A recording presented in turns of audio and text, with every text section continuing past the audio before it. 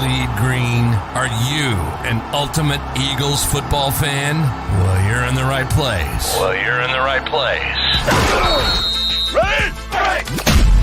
This is Birds 365, hosted by the new Mac and Mac, Jody McDonald and John McMullen. Here we go!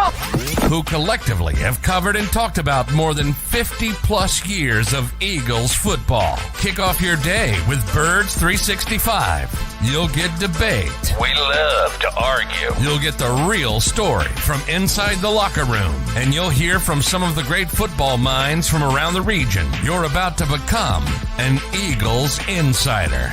Get in the game. Join Jody Mack and Johnny Mack and join the football community that flocks to Birds 365. Birds 365 starts right now. Welcome to the NFL. Let's go! Let's go! Go!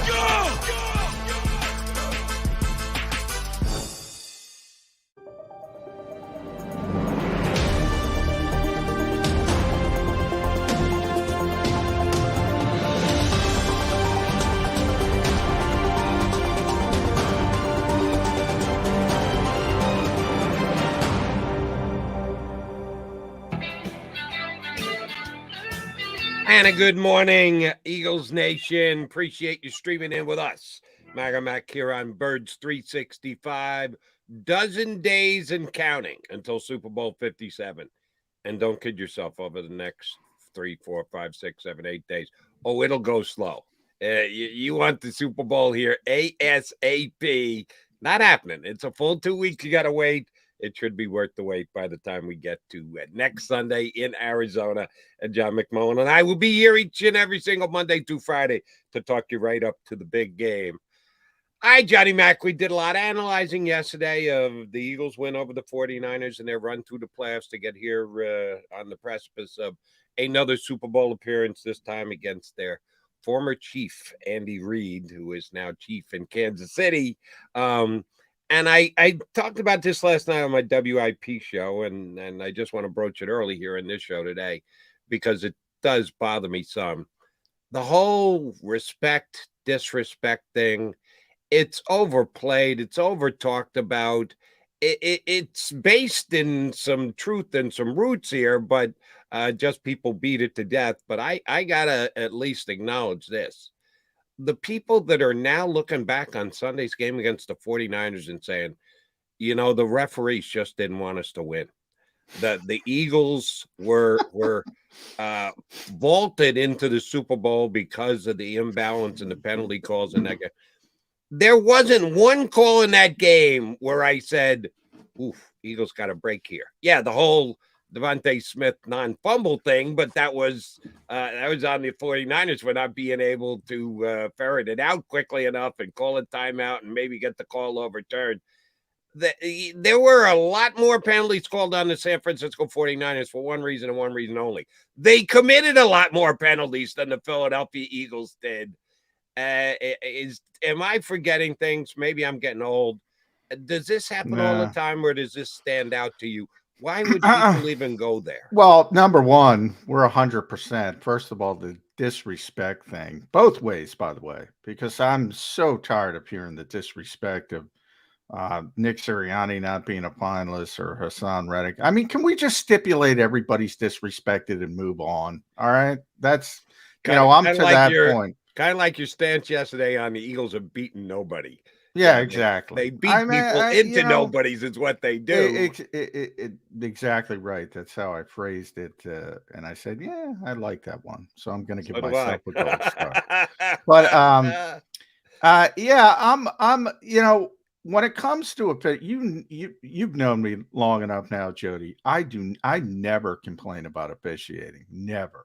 And sometimes they make bad calls. They're human beings. Yeah, you're talking about the Devontae Smith reception, perfect example. You didn't catch it. All right. And that's part of the problem with replay, and they didn't get the angle quick enough for San Francisco to see it. But that's where you sort of use some savvy as a coach and say, all right, let me call a timeout here. This is the NFC Championship game. This isn't week 2. All right. Let me call a time. I don't use my timeouts anyway. I'm going to get 17 delay of game calls. So you might as well burn a timeout and see what happens and give people some time to look at it.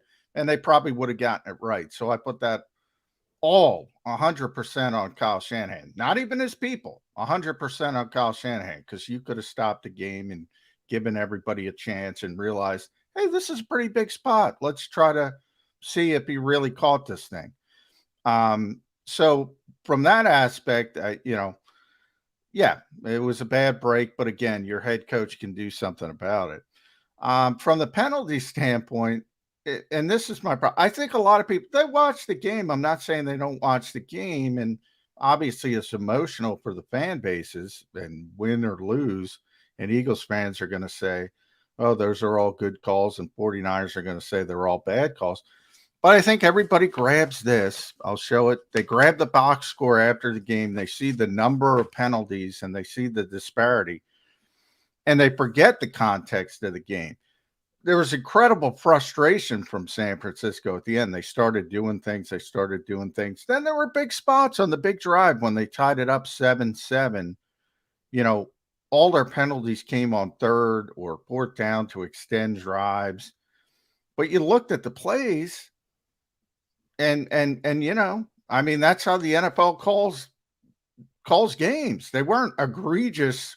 There's always ticky-tack when it comes to, illegal contact. Half of the time, I can't stand this stuff. But it is what it is. That's how they call the game now. That's why I say everything's slanted towards the offense.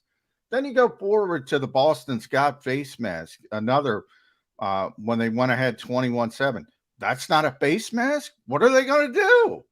You got the guy dead to rights. You stopped him 4 yards behind the line of scrimmage, and you grab his face mask right out in the open. I mean, what are they supposed to do? It's sort of like Joseph Asai in Cincinnati. I hate the call. I hate the spot. It's a penalty. Yeah, wasn't even debatable. You might not like the rule, but it's a penalty. And I talk about the over legislation of this game all the time. But clearly San Francisco was frustrated. Anybody who looks at that game and says, oh, San Francisco would have been in it if not for the officials. I mean, come on. They got destroyed. This isn't like Kansas City, Cincinnati, where it legitimately impacted the game. A good call, by the way. Legitimately impacted the game. And oh, by the way, it would have impacted the game the other way. Don't anybody flip that around and say they're affecting the game just because you want Cincinnati to win or you don't. You want it works both ways. If you blow the call, if it's a non-call of an obvious penalty, you're affecting the game as an official. So they have a very difficult job. But anybody who looked at Philadelphia, San Francisco and said, oh boy, if it wasn't for the officials, San Francisco would have had a shot. They got blown off the field. I mean, they were destroyed on both sides of the line of scrimmage. What are you watching? To me, that was a little bit of disrespect. A minority of people talking about the game after the fact, including a couple 49er players, they were frustrated. Your point about frustration caused the penalties. I agree with you there. And frustration after the fact caused people to say some stupid stuff, which was a little disrespectful for the Eagles. All right, so we got the disrespect out of the way. Now we can just continue to talk about the football that was played on Sunday and will be played a couple of Sundays down the road between the Eagles and the Chiefs. And yes, it has already begun, and it's going to build up for 12 days. Andy Reid against the Philadelphia Eagles. And I am a unapologetic Andy Reid fan. I thought his era here in Philadelphia had never been done before, never been seen before. It ended when it needed to end. Every era has to run its course, and Andy's did here in Philadelphia. Andy kind of picked it up and ran with it in Kansas City and continued to show he's a Hall of Fame level coach. But I've never understand here's that word again, disrespect for Andy Reid. We get it. The Eagles did not win a Super Bowl in the decade and a half that Andy Reid was here. That was unfortunate. It was a shortcoming, but you got to step back and take a look at the 20,000-foot picture. Damn, the Eagles were good while Andy Reid was the coach here, and I still don't quite understand the disdain for Andy Reid by a portion, and that's all it is a portion. It's a fairly small portion, but it's there, of the people who think that Andy Reid should never win another football game and think that somehow he stiffed the Eagles in the Philadelphia region. Do you want to speculate? You want to play Dr. Phil for me here, Johnny Mac, as to why a percentage of the Eagle fans just, when Andy Reid left town, couldn't get out of town fast and never wanted his name to be uttered again here in town? Well, it's going to be uttered a lot for the next 12 days. What is it about a portion of Eagle Nation that just doesn't like Andy Reid and never will again? I think it's you talked about a portion. I think this is a generational thing. I think younger fans were, to be bluntly, spoiled by Andy Reid, ironically. They don't understand this organization's history before, pre-Andy Reid. Now, Dick Vermeil as well. You had the run there. And Ray Rhodes, wasn't egregious by any stretch of the imagination. But for a lot of years, this team was really bad. This organization was really bad. And they didn't live through it. So all they know is Andy Reid and NFC championship games. And we're always in this position and this and that. And, the foundation of everything the Eagles are was built with Andy Reid and still directs back to Andy Reid, building on both sides of the football. Howie Roseman talks about it every time. He talked about it when he drafted Cam Jurgens, and everybody was yelling at him, how could you take a luxury pick? Everybody wants skill position players, and occasionally they draft them, but every time Howie drafts an offensive or defensive lineman, and everybody gets upset because they wanted the skill position player, and he defaults to, that's what we do. That's what we do. That's how we build this football team. He learned that from Andy Reid. That's where he got it from.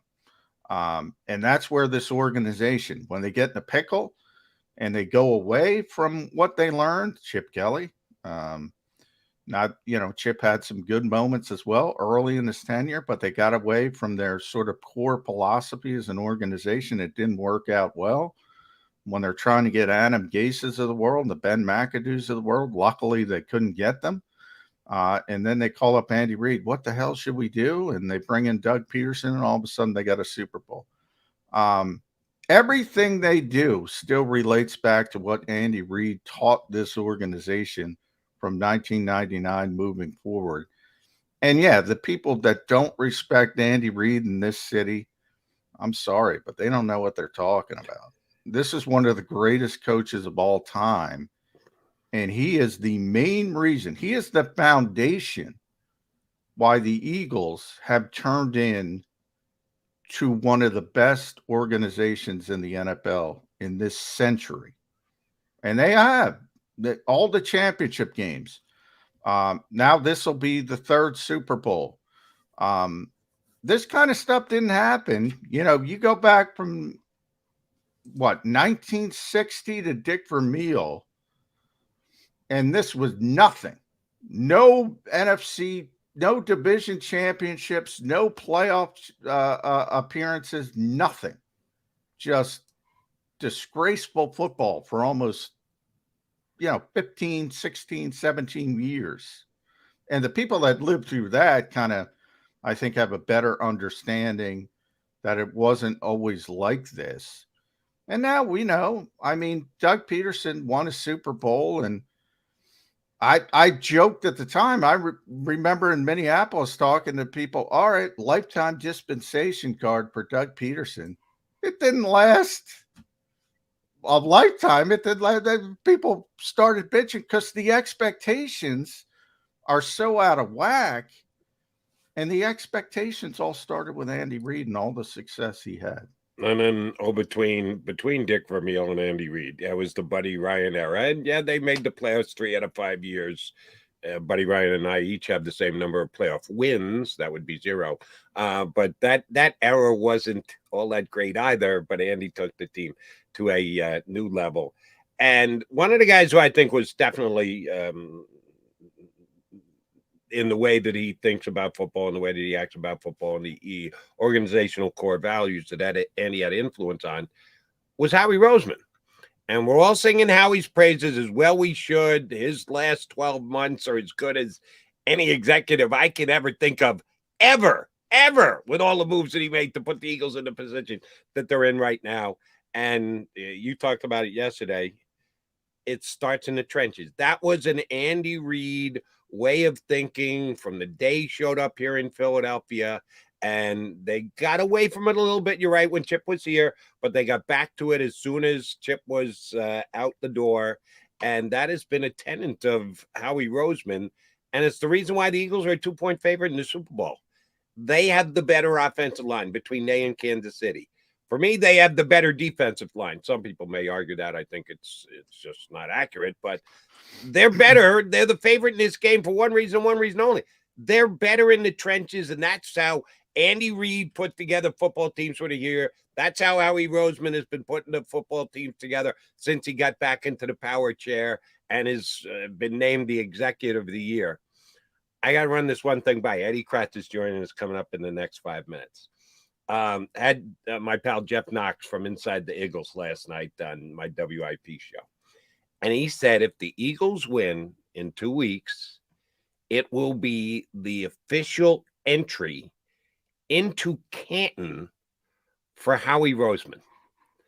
That he thinks if Howie gets his second Super Bowl in 5 years, that will put him over the top and lock him in as a Hall of Fame individual because he's won 2 Super Bowls in 5 years. I was kind of taken aback by that. I hadn't even thought about it. We've talked about Kelsey for years, and you and I certainly in our year plus here on Birds 365 this season. I said, we got to have that same conversation about Lane Johnson we're having about Travis Kelsey, Jason Kelsey. He too looks like a Hall of Fame player to me. Is Howie Roseman going to make the Hall of Fame? First of all, they just started putting executives in a Hall of Fame. So there's a backlog for guys that have to go in. I would just say, he's one of the best executives in his era. But remember, who was the first? Bill Polian? I don't even know. I'd have to look it up. Since you did, you want to take a guess here? You want to make it into a quiz, or you want me to just tell you the executives that have made it? Yeah, just tell me. I know. Right. I know there's not a lot. Jerry's one, but people don't understand. Right. I don't count Jerry.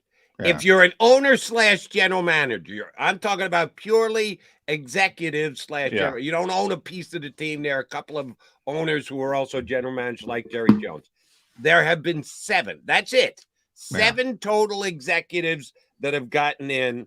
Couple Cowboys, sorry to say, Eagles fans. Tex Schramm and Gil Brandt both made it. Bill Polian, Jim Finks of the Bears. Oh, yeah, Jim Finks. I forgot about Jim. Old guy who went back and made it. Bobby Beathard, George Young, and I'm missing one. Who am I missing? Brandt, Schramm, Polian. Oh, Ron Wolf for the Green Bay Packers. Oh, Ron won in. Yeah, Ron. Yeah. So there's only been 7. Yeah. In the history of the National Football League, and forever there were none. You're right. They said at one point, we should kind of give some credit to the people who put these teams together. I think it's a little premature on that. Yeah. I love the year how we had. So remember, you got that backlog. So you got so many guys who they're going to consider before, because there's so many guys they didn't consider him. The Carl Peterson, just from Philadelphia. Does he deserve? I don't know. Rich McKay, Ted Thompson. These are numbers of the names I'm just thinking off the top of my head. That would have to go in probably before. He's very good at his job. That's that Hall of Fame, like saying executives are going to be Hall of Fame. They just, it's not the same as saying that Andy Reid's going to Hall of Fame. Bang. No questions about it. No brainer. Executives are a little bit different because of how they handle things. But, and I said yesterday, I've got killed for this for years, and we got to get to our buddy Ed Kratz. I mean, Howie's, when I said it before this season, I got a lot of visceral hate, Jody, that Howie Roseman was a top 10 executive in this league. A lot of visceral hate. Now he's a no doubt about it Hall of Famer. Yeah, I'm not going to go that far. Yeah, I was taken a little back of that by Jeff, but yeah, your whole Howie top 10 general manager. Cut that in half. Top 5. Cut that in half. I'm looking good on that one. And yeah, now you're in the right neighborhood. You're in the right pew. He is John McMullen. I'm Jody McDonald. Mac here on Birds 365. Appreciate you streaming in. While you're at it, you can hit the like button. Tell us we're doing a decent job. We do good job in booking insightful guests.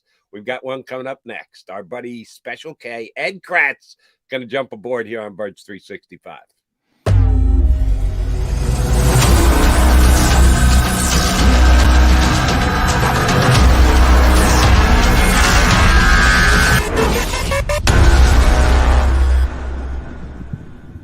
Go for the beers, go for the cheers, go for the hit and the hits, go for the scene, go for the screens, go for the gallery, go for the win, go to Ocean.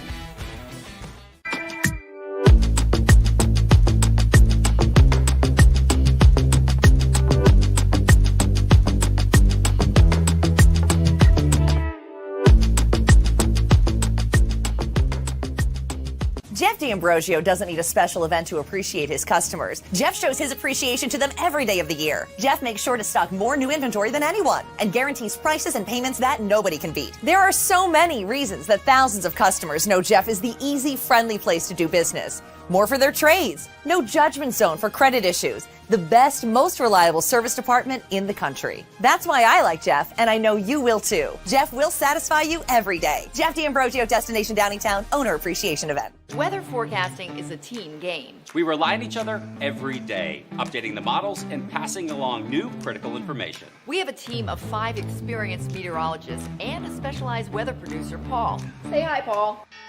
Sometimes what I see in the model, Cecily could see something different. That's when we come together as a team to make our most accurate prediction. And all of this backed by more than 100 AccuWeather scientists. It's a team game. And we have the best team in town.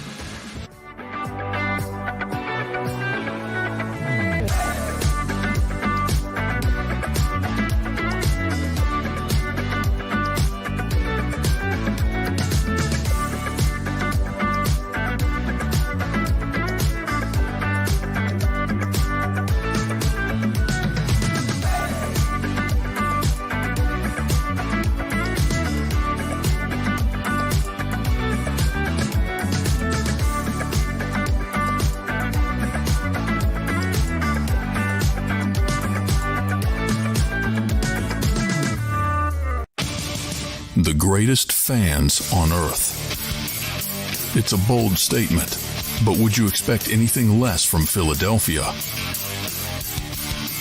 58 years of heartache creates a toughness, a grit, a resolve not found in most. Sure, our prayers were answered, but now that we've had a taste, we're looking for more.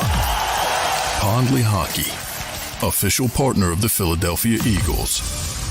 Post-game show with Seth Joyner. I knew that they had a running game. Derek Gunn. He has put in the effort. Devin Caney. Had we not won the Super Bowl, what would we be saying? And Mike Missinelli. Well, you know who Philly is. Post-game, now streaming on the 6ABC family of apps.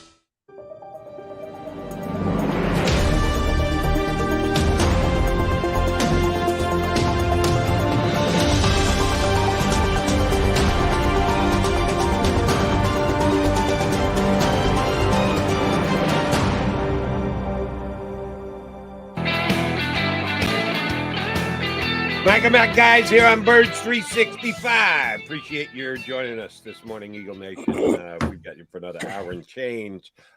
Joining us is our bud from Sports Illustrated, John's running mate at SI, Ed Kratz. Good to see you, Mr. Kratz. And I'm going to start in a place that we never really talk about as football fans. That would be the quarterback position, he says sarcastically. The comparison between Patrick Mahomes and Jalen Hurts, it's just as natural as it gets. The youngest combination of two starting quarterbacks ever. The first ever African-American matchup in Super Bowl history. The number one and number two candidates for MVP. I believe that's the way the voting's going to go when it's revealed right before the Super Bowl is played. So the conversation has to happen. And the other aspect of it, neither one of them is 100%.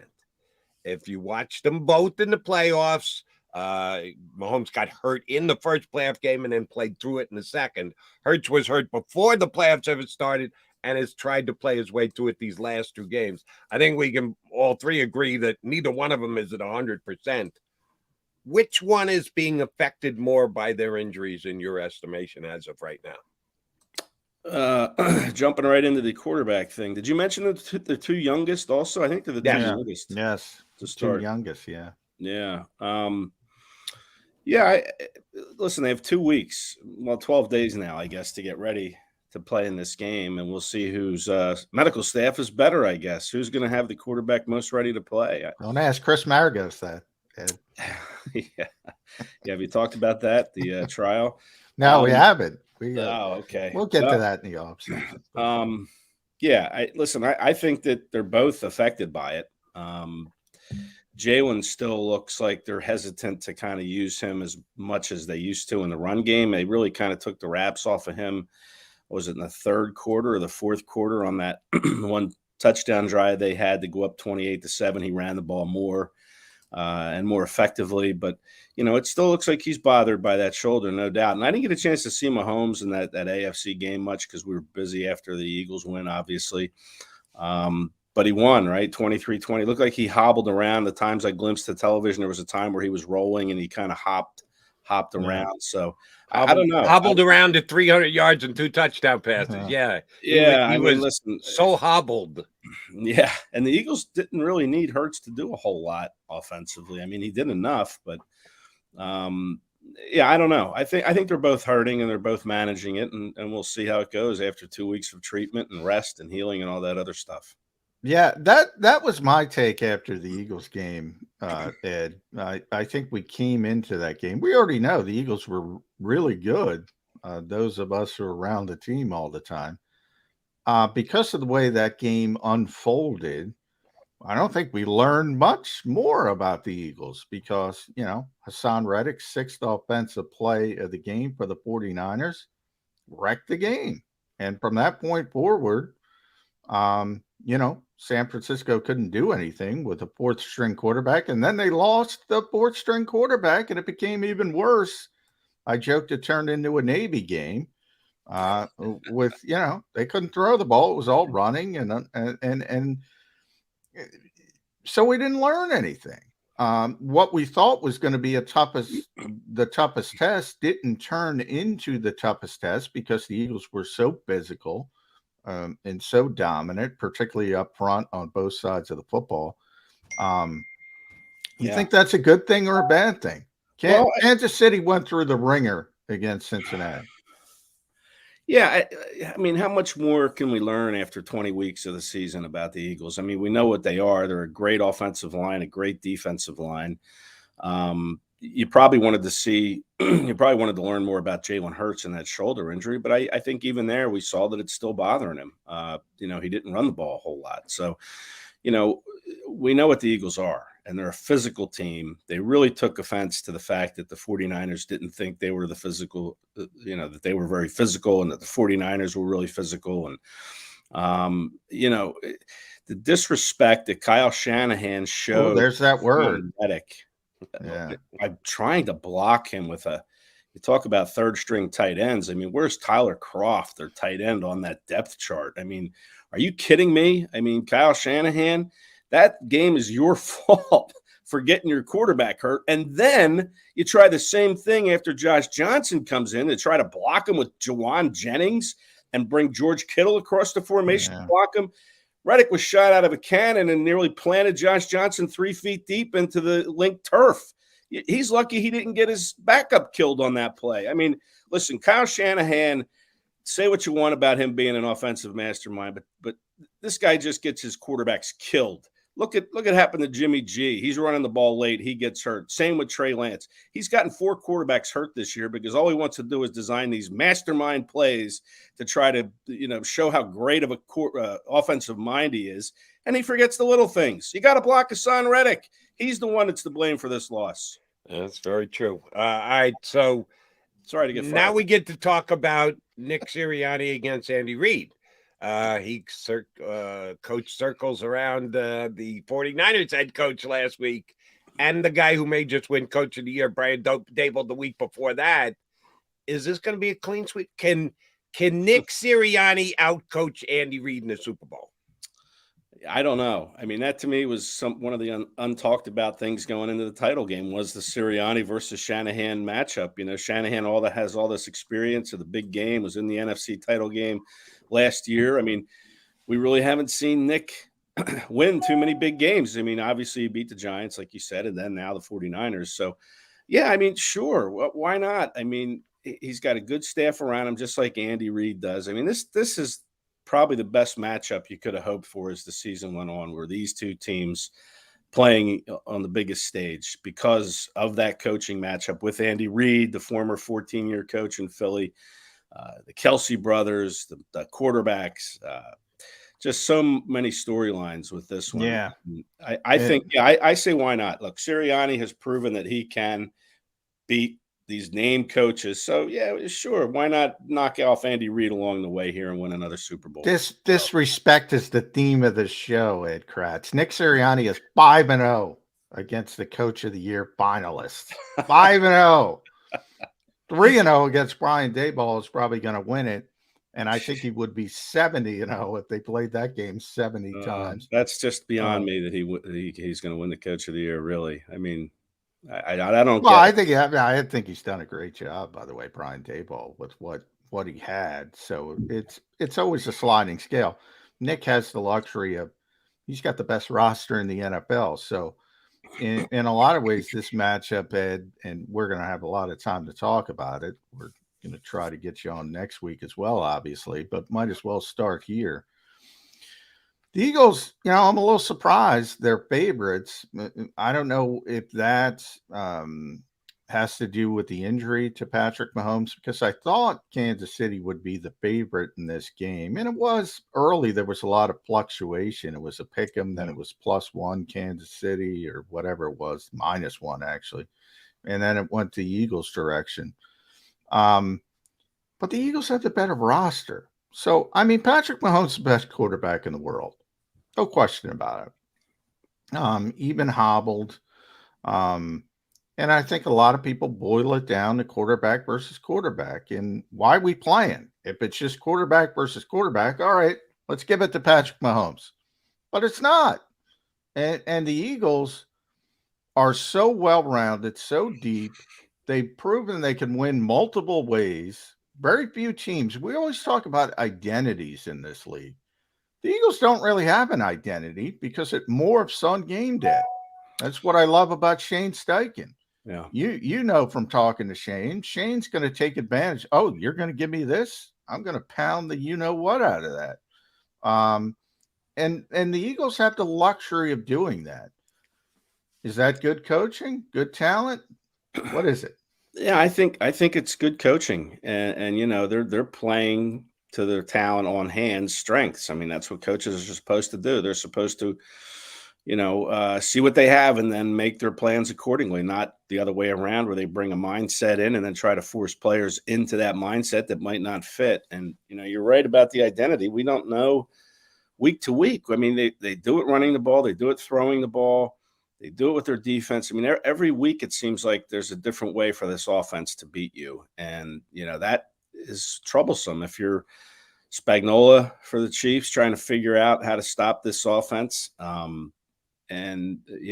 think the coaches deserve a lot of credit. Shane Steichen especially for, he'll tell you, he'll just run, like you said, he'll just run the same thing over and over and over. If you're not stopping it, he's just going to keep running it until you adjust to it. And then once you do, you'll move on to something else. So, That to me is, and when you're practicing those things over and over. I mean, I think it was Jordan Mailata who alluded to Jeff Stoutland's coaching technique is he'll run the same thing 100 times, the same technique, the same drill 100 times over, doing the same thing until you're just sick of it probably as a player, but you're practicing that technique over and over again, 100 times a day, same thing. He'll come back the next day and they'll work a different technique, but he's just drilling it until it becomes so muscle memory that when you're out there, you're not even thinking, you're just going and doing. So, I think that coaches in their preparation deserve a lot of the homework for this. And even Jamal Singleton, you could go down the line with Singleton's running backs. We see Sanders get the 2 touchdowns, and then the second half, it's Kenny Gainwell, and he's just using Gainwell. So, they have a good feel, I think, for what's going on in a game.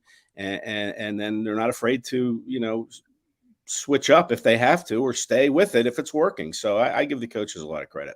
Guys, let's be honest. One person cost Nick Sirianni the Coach of the Year award this year, and his name is Howie Roseman, because Howie went out and made so many good acquisitions and adding talent that it was like, all right, Sirianni won 14 games, but look at all the talent he's got. So if Nick has a mad on for anybody, it should be at Howie because he cost him the Coach of the Year award. That's true. I don't buy that. I don't buy that talent argument, though. I mean, how many teams have good talent that don't win? I mean, it's what you do with that talent. We've seen the dream team come through here, in 2011 or whenever that was. And what did they win?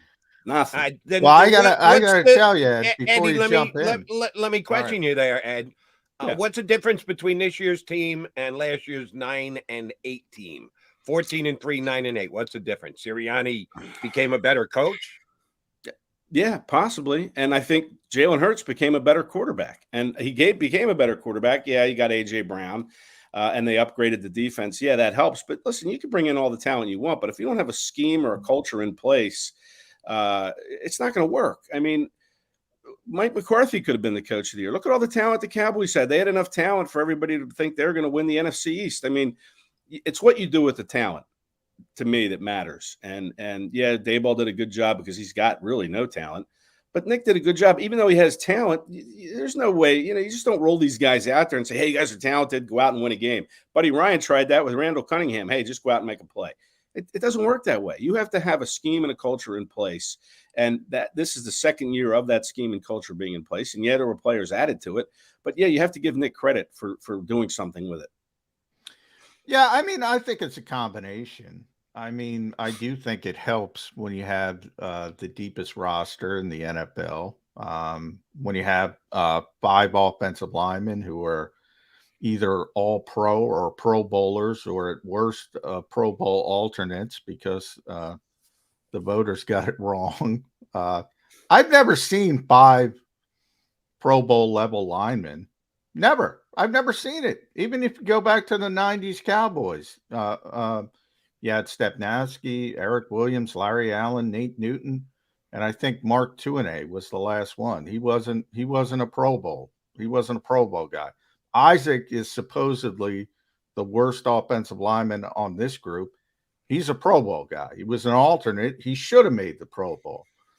This is the best offensive line I've ever seen, certainly since that Cowboys group way back in the day. The defense, and I'm gonna give my boy credit, JG. People say the talent.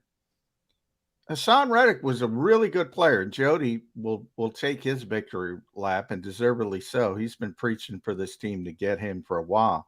But guess what? He wasn't this good in Arizona. He wasn't this good in Carolina. True that. So it's something to how he's being used. James Bradbury, tremendous player. I loved him. Jody loved him. Savvy as all heck. He wasn't this good even when he was a Pro Bowler with the Giants. Forget about last season. TJ Edwards, undrafted guy to one of the best linebackers in the NFL. Reid Blankenship from Middle Tennessee State. I think Howie gathered the change in his offense. They signed him as an undrafted free agent, and he's out there making plays. So I think part of it is coaching.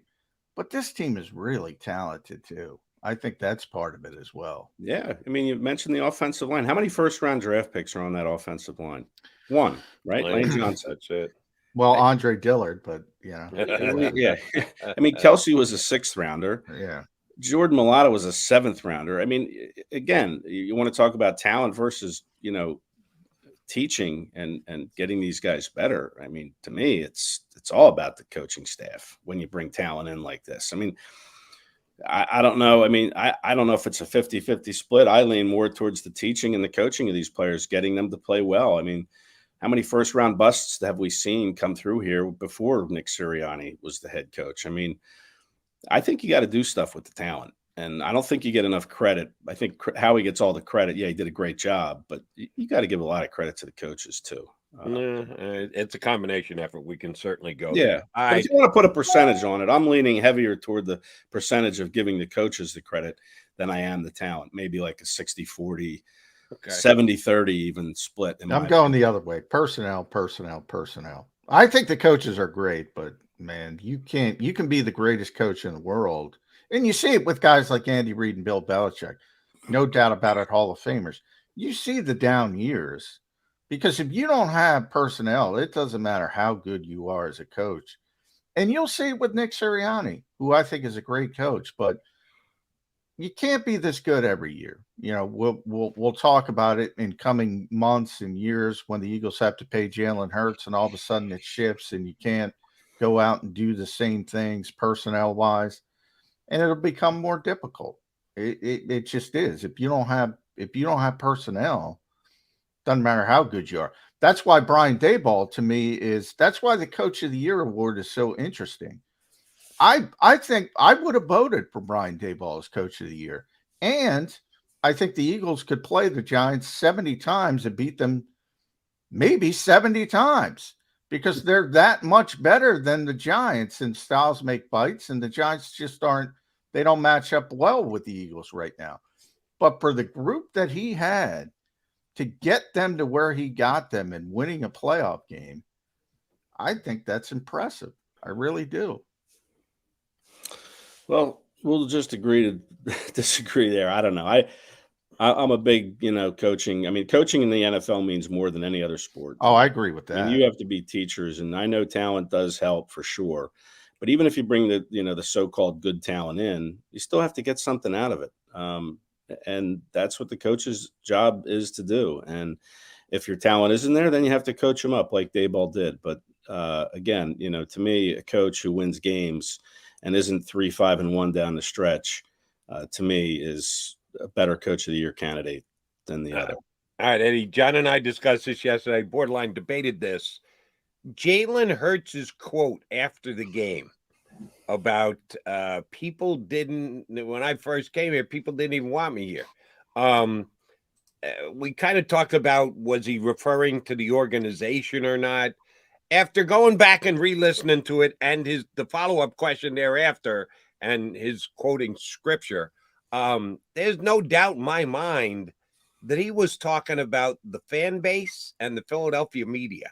That he wasn't talking about. I would tweak this, Jody. I think it was, and then I think it was the fan base and Carson Wentz. That's who I think he was talking about. I want to throw that in. Oh, you want to throw Carson into the mix? All right, that's quite fair. But you and I talked a little bit. I don't even know how we got there. That the organization different because he was a second-round pick. The organization wanted him. The organization picked him. The organization gave him a chance to start in his rookie year as a second-round pick. First-round picks, Patrick Mahomes played less as a rookie and was a first-round pick than Jalen Hurts did. So it just didn't add up to me that he was pointing the finger in any way at the organization. Was that him just verbal flexing on the Eagle fans and the members of the Philadelphia media who said, what the hell are they wasting a second-round pick on Jalen Hurts for? Was that what Jalen was trying to get at with that quote? Yeah, he could have been. I mean, maybe when he talked about the organization, maybe he meant players like Carson Wentz. And there was a faction in that locker room that I'm sure was like, what are you doing here? Carson Wentz is our guy. There was a lot of loyalty in that locker room to Carson Wentz. And even the players were, I think, surprised that the Eagles didn't really the perception was he really wasn't helping the roster at the time because, a second round pick quarterback, when you just sign your franchise quarterback to a big deal, isn't going to help you any. So, yeah, I think there might have been a faction in that locker room that he picked up on too. He's a very smart kid, very perceptive kid. He does a lot of observation, obviously. And I'm sure there was a faction in that locker room that, was surprised and probably didn't welcome him with as open arms as maybe he thought he should be. So when he says organization, I think that's kind of what he's referring to. Obviously, the front office wanted him or they wouldn't have taken him. And then the fans. I mean, you're right. I mean, the fans were the same way as the players. Like, what? Oh, no, they knew. What a waste of a pick. I mean, that's what the thought was, is why are we doing this? I mean, why are we taking a quarterback? We have Carson Wentz here. We just signed him to a big contract. Whether you liked him or not back then, he was the guy. Like, what are you doing? You're going to upset the apple cart here by bringing in another quarterback in the second round. And, yeah, so I think it was verbal flexing, but it was also, I think he's spot on with some of his observations. Yeah.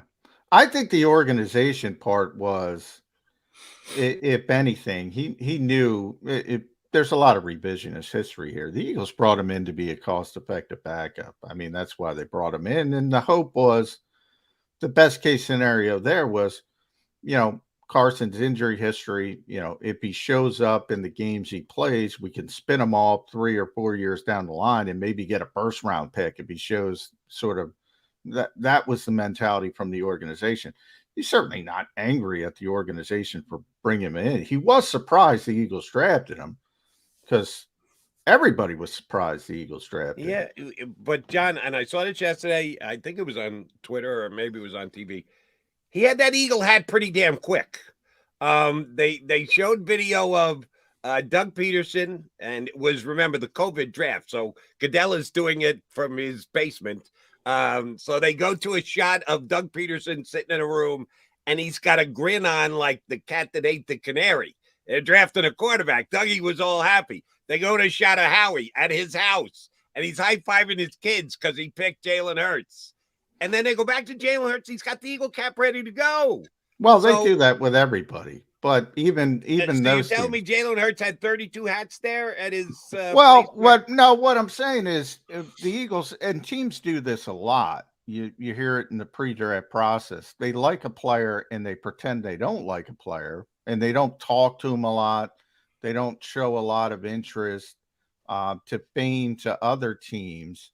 So I think it was a surprise from that perspective, in that there were other teams that really, dove into him and spent a lot more time with him than the Eagles. They couldn't have dove into him that good if he was the 50-something pick of the draft. He's still sitting there for the Eagles to take. Well, remember, again, there's a lot of revisionist history. Most people expected Jalen Hurts to be a third-round pick that year. The Eagles got a lot of criticism. I guess I'm going to have to take another victory lap because I said I thought Jalen Hurts could go at the end of the first round.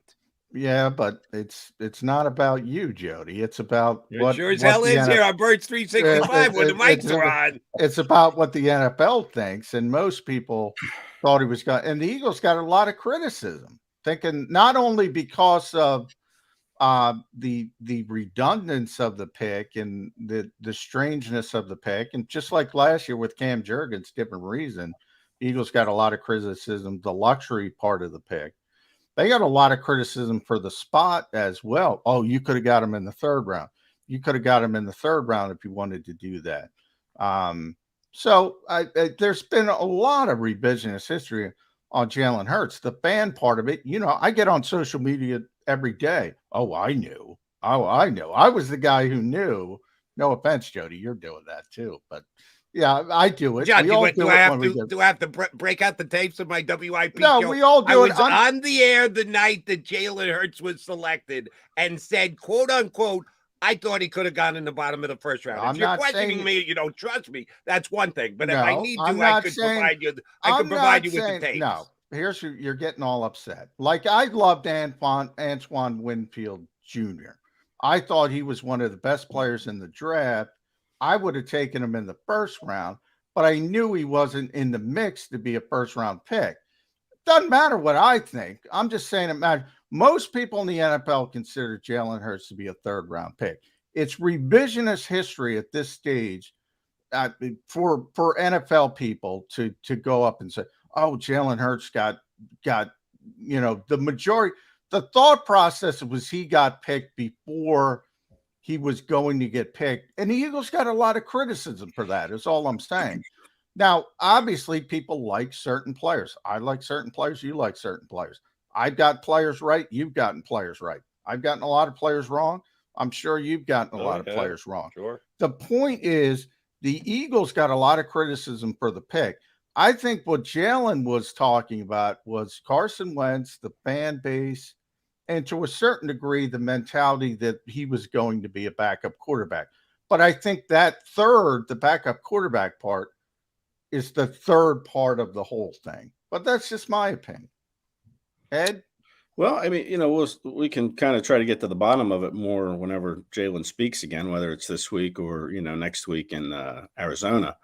But I already said what I thought. I thought, there was a faction in that locker room that was Carson Wentz supporters, and I think he recognized that as well. And, that was part of his lumping everybody in when he felt like people didn't want him here. And, I remember that draft when he came out. I'm thinking he's probably the most intriguing player in the draft. I wasn't sure where he was going to go. I actually thought the Steelers were going to take him like 2 picks before the Eagles. I know that they had done a lot of homework on him. I thought he wasn't going to the 3rd round. You had someone else other than the Eagles taking him in the 2nd round. I did. I thought he was probably one of the, there wasn't a lot of good quarterbacks, right, in that draft that I can recall. I mean, it was a top-heavy quarterback draft, and then after that, if you needed a quarterback, I thought Hurts was the next one. Right, he was the 4th best one after the big 3 early: Burrow, Herbert, and Tua. And then for me, it was Jalen Hurts. And the way the NFL moves quarterbacks up the board, that's why I said I thought he could be the bottom of the 1st round. Right. Well, I thought that in the 2nd round. So I guess I'm saying I thought he was going to be a 2nd round pick to the Steelers, because when it came their turn, I was surprised when they took Chase Claypool, who's not even with the Steelers anymore. And I know Tomlin loved Hurts, and if you like a player and you want to take him, why are you going to wait? They could have got him in the 3rd round. That's your answer. They thought they could have got him in the 3rd round. They miscalculated. Maybe that's shame on them then, because you can't wait for 32 other teams. If you want a player, if you like a player that much, like I thought they did, you got to take him when you can take him. You can't wait and say, oh, we got to wait another 32 picks before we can grab him. You know the Eagles' history, right? They talk about their love of Russell Wilson for years and years and years, all the way up till last season. He was their white whale. We were going to take him. We were going to take him. Yeah, they were going to take him in the 3rd round, and somebody took him before they did. So everything's about a valuation aspect. You're right. If you love a player that much, but it becomes much worse. Now, the Russell trajectory has changed, but remember what he was in Seattle.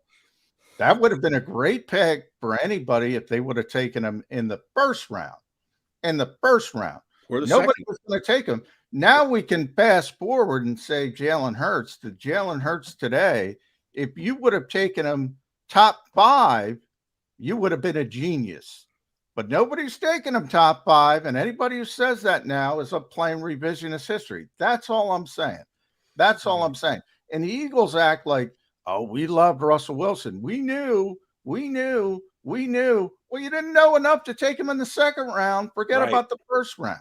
Right. So maybe it's lesson learned. All crap to me is what I'm trying to say. Yeah, maybe lesson learned. And that's why they took Hurts, thinking, we loved and they compared Hurts a little bit to Wilson, the Eagles did, similar skill sets. So maybe they thought, we're not getting burned this time. We're not going to wait until the 3rd round. We already dodged a bullet because we thought the Steelers were probably going to take him. They didn't. So let's grab them. Let's grab them in a round too soon. I mean, and it worked out. And it worked out for them. And, but it didn't. But that's part of it as well. They didn't draft Jalen Hurts to be a starting quarterback. They didn't. They can say they did now, but they didn't. They drafted him to be a cost-effective backup. They had just signed Carson Wentz to the massive extension at the time. They wanted Carson Wentz to be the quarterback, but they also knew his injury history, and they said, we need a guy who can play just in case, and we need a guy who's cheap at the backup quarterback position. See, and to me, John, that's a key. And again, if apologizing ahead of time if this is braggadocious, Carson Wentz's injury history was a big part of it.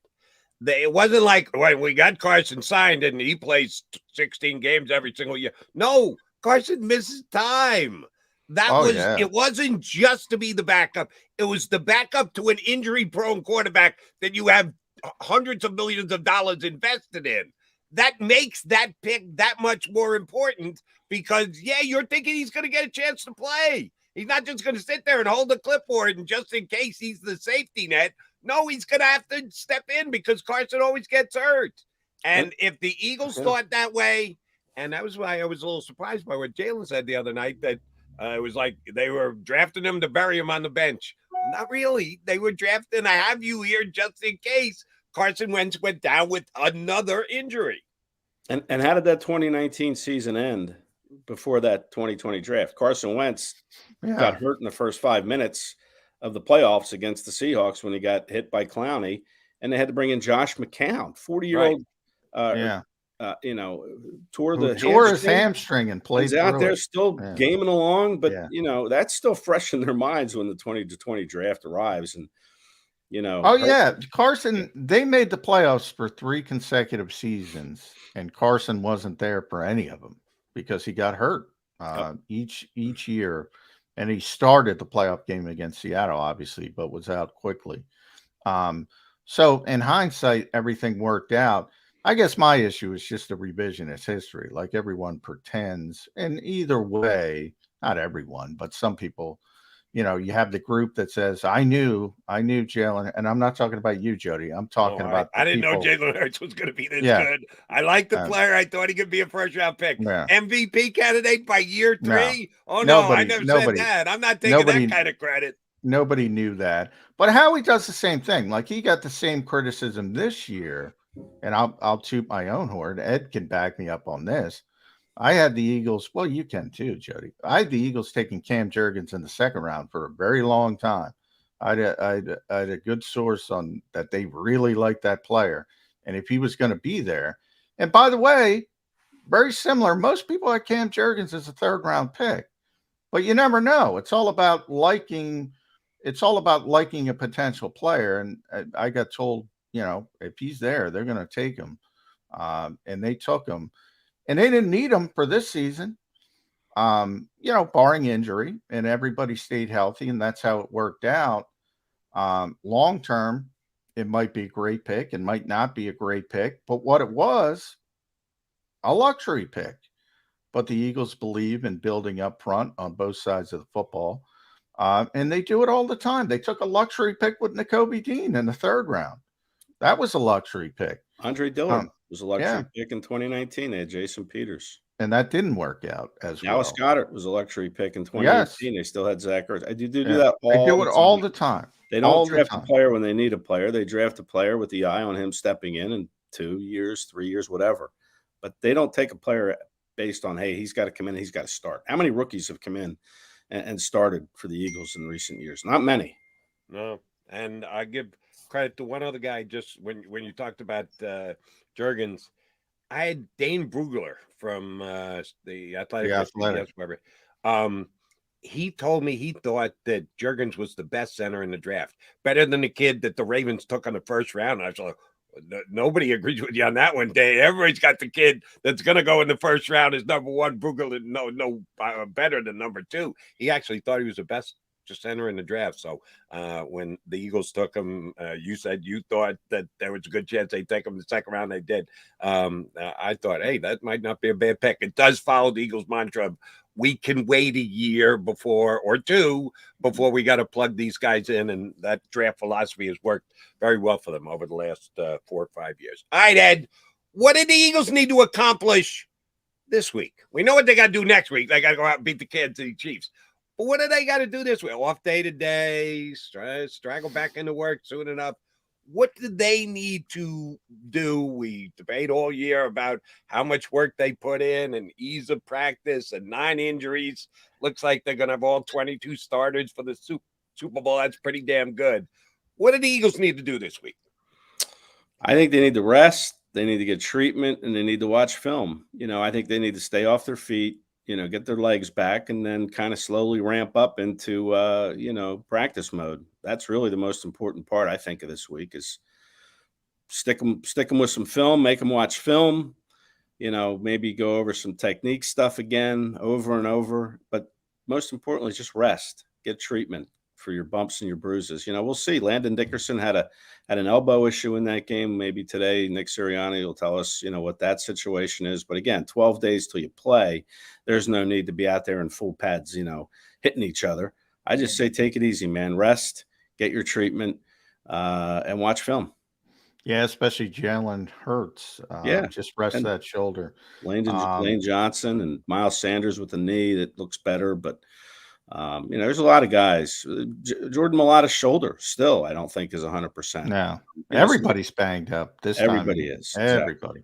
At Kratz E, follow Ed on Twitter, si.com/NFL/Eagles.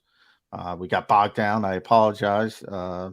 Kept you too long, Ed, but I appreciate it. And my pleasure. I'll leave you with this as far as when they do get back on the practice field in this bye weekend. We have already we have some experience with this because the Giants they had the bye leading up to that game.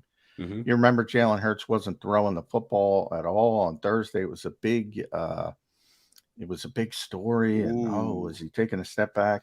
People shouldn't worry, right? If they're resting guys, don't worry about it. No. Is that your advice? Yeah, don't worry.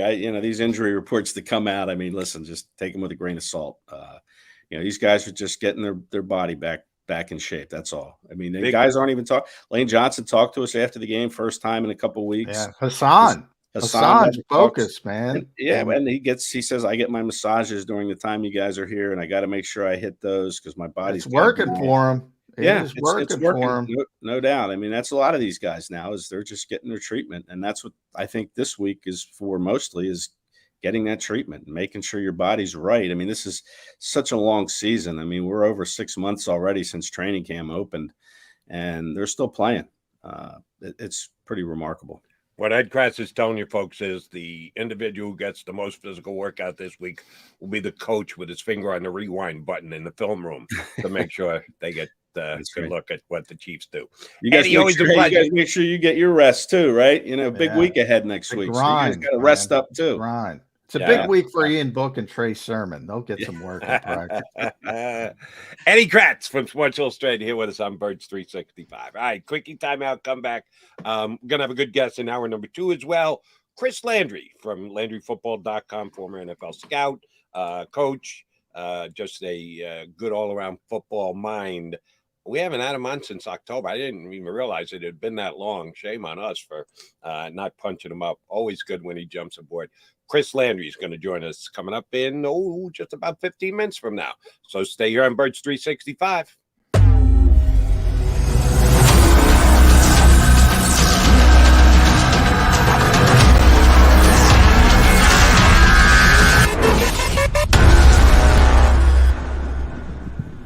Go for the beers, go for the cheers, go for the hit and the hits, go for the scene, go for the screens, go for the gallery, go for the win, go to Ocean.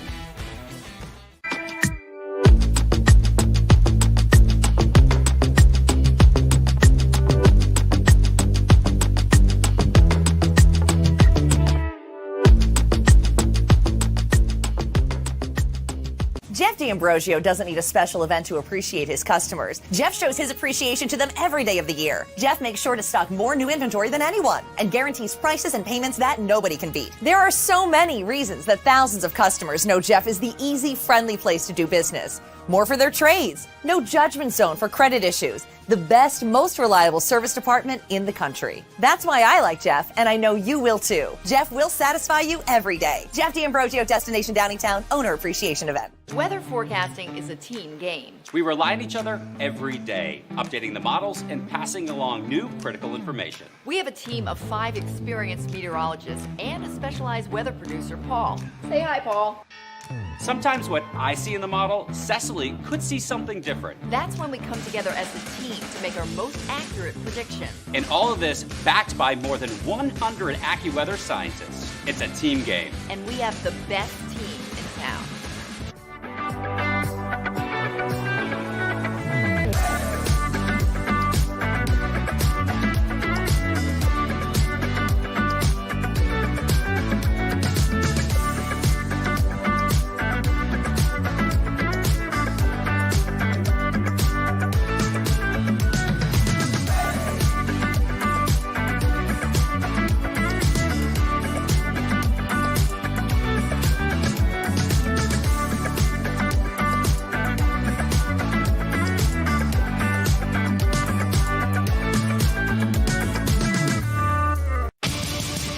greatest fans on earth. It's a bold statement, but would you expect anything less from Philadelphia? 58 years of heartache creates a toughness, a grit, a resolve not found in most. Sure, our prayers were answered, but now that we've had a taste, we're looking for more. Pondley Hockey, official partner of the Philadelphia Eagles. Post-game show with Seth Joyner. I knew that they had a running game. Derek Gunn. He has put in the effort. Devin Caney. Had we not won the Super Bowl, what would we be saying? And Mike Missinelli. Well, you know who Philly is. Post-game, now streaming on the 6ABC family of apps.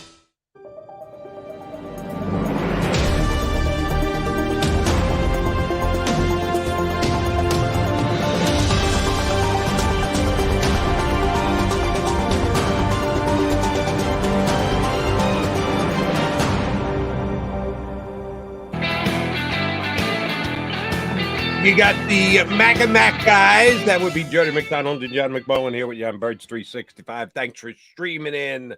Do the right thing. Hit the like button. Give us a little love before you get out of here today. We still got an hour left to play. I do want to follow up on one thing we talked with Ed Kratz with. And shame on me. I hadn't even thought about it in the way that he did. And he may well be right, but I just want to double check with you because you, like Ed, were there every single day with the team, in the locker room, everything else. The Jalen statement the other night about some people might not have even wanted me here. I didn't think it had anything to do with I think that was Carson, man. I think he was talking about Carson. You do, huh? Yeah, I do. Carson did not. Remember, that was the pandemic year. Do you think Jalen felt that like much an outsider, that Carson had that kind of gravitas that he could just? I see what you're saying. Never mind, yeah, this new second-round draft pick. There were certain guys that were tremendously loyal to Carson Wentz. I think people don't realize that now. Fletcher Cox being one of them, Jason Kelsey, but basically the veteran players, they went through it all. They were very loyal to Jalen Hurts. I never got the feeling what Ed was saying that they other than the natural inclination to support their guy. They'd been, as I said, been through the ringer with Carson Wentz. But I think it was more Carson Wentz specific for the reason that Carson didn't embrace him at all. And it was the pandemic year. So there was that, hurdle to begin with, and everything is on Zoom and the goofy nature, and they didn't spend the typical time. Like they were all in different rooms. Typically the quarterbacks all meet together. It probably would have been better. I think it was talking more about that and the fan base and the people. It was funny because I was looking back during the break, and this is why NFL.com, NFL.com, I went back to their draft profile on Jalen Hurts. You know who their comp for Jalen Hurts was? I don't want to pick on people. You know who their comp for Jalen Hurts was? Tim Tebow. Tim Tebow. That's why you don't comp players. If you're doing draft stuff, don't comp players. You're going to look silly down the line. But, I do think there's been a lot of revisionist history on both sides. And from Jalen's perspective, he uses it as a chip on his shoulder, and it works, man. So who cares? He uses what he needs to use as fuel. And I know a lot of people point to things I've said in the past, and I'm the first to admit I never thought he'd be this good. I think all honest people say that. And if he uses that, great. I don't think he pays much attention to the media, to be honest, from dealing with them. I do think he pays attention to obviously his teammates and the organization and some of the criticism he's gotten from fans in the past. I do think he uses that as fuel. And if But he does, I think he learned real quick, Joe. I think he learned from Nick Saban early on. Cut the media part of it out. yeah, he likes to toss that rat poison phrase around a lot. But again, I had Jeff Knox on last night, and he said he had been told by a player on the Eagles that just recently in the locker room, in the weight room, there was one of the talking head TV shows on, and they were talking about Jalen Hurts. And one of his teammates went over to turn it off, and Jalen said, "No, leave that on." And he paid specific attention to who was out there. So I don't know if I 100% buy that he never hears anything that's out there. I think much like most other players, they're cognizant. They know what's going on. Oh, they might know not it live and die exists. with it, I'm but not saying it isn't like they're oblivious to it either. you can't get away from it. I think he does a good job of not caring about it, is maybe the phrase I should use. If he doesn't, he's good at pretending he does. I will say that. True. He does that quite well. Chris Landry's going to join us coming up in less than 10 minutes from now. And I'm interested in finding out Chris Landry's explanation on something I've asked every guest that I've had on for the last however many months about on a national basis about the Kansas City Chiefs. How the hell Travis Kelce gets as open as he is? It's amazing some of the passes that he catches, and you're just watching down on TV. I haven't been at any Kansas City Chief game, so I'm not watching him coming off the line of scrimmage. And all I know is the ball gets there, and there isn't the defender within 3 feet of him. How can that happen when he is the number one target of the number one quarterback in the National Football League? How do teams not have at least someone in the vicinity of where he is? I think it's going to be one of the key matchups in this game, John, because you and I both, you're a bigger fan, but I consider myself a fan of Gannon as well, because there are still detractors out there that boggle both our minds. But one of the points, I'm not on board with Gannon 100%, about 90. He loves to play his zone.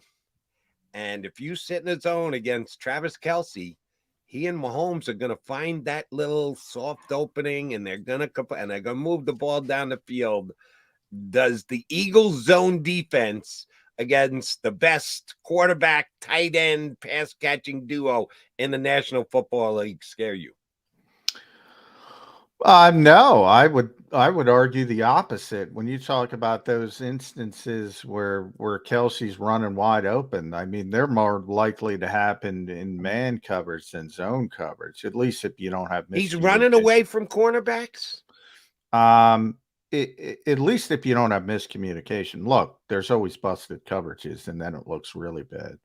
But if you're doing your job, I mean, you're handing guys off in zones. He might catch the football, but if you tackle well, you're going to limit the damage.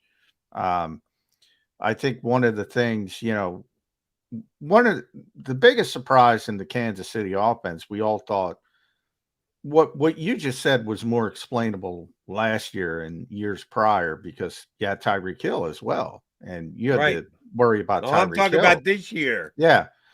This year, I mean, I don't know. I haven't watched enough Kansas City football to understand. Obviously, Andy's really good at scheming people open.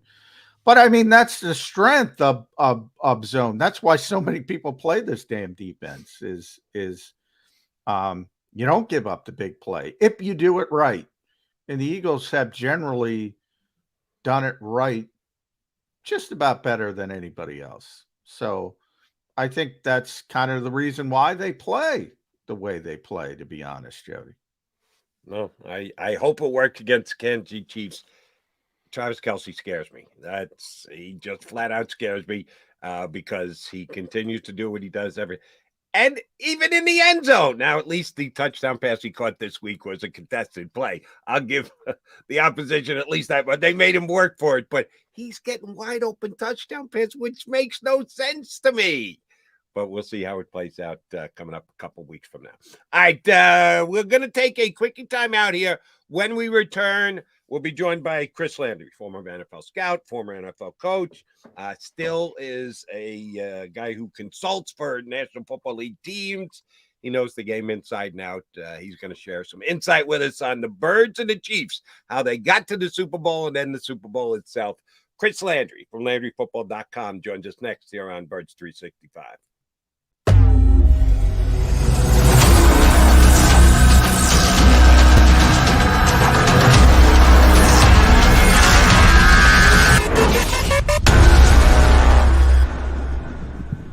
Go for the beers, go for the cheers, go for the hit and the hits, go for the scene, go for the screens, go for the gallery, go for the win, go to Ocean.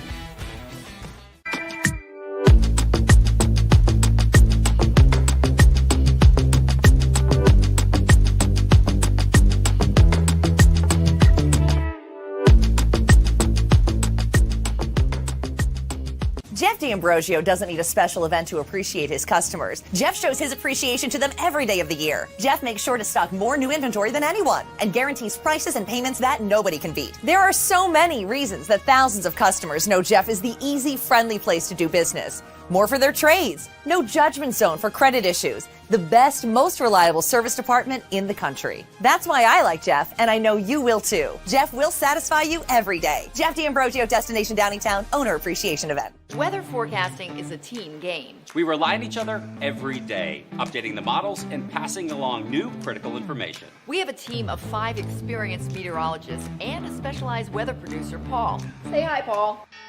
Sometimes what I see in the model, Cecily could see something different. That's when we come together as a team to make our most accurate prediction. And all of this backed by more than 100 AccuWeather scientists. It's a team game. And we have the best team in town.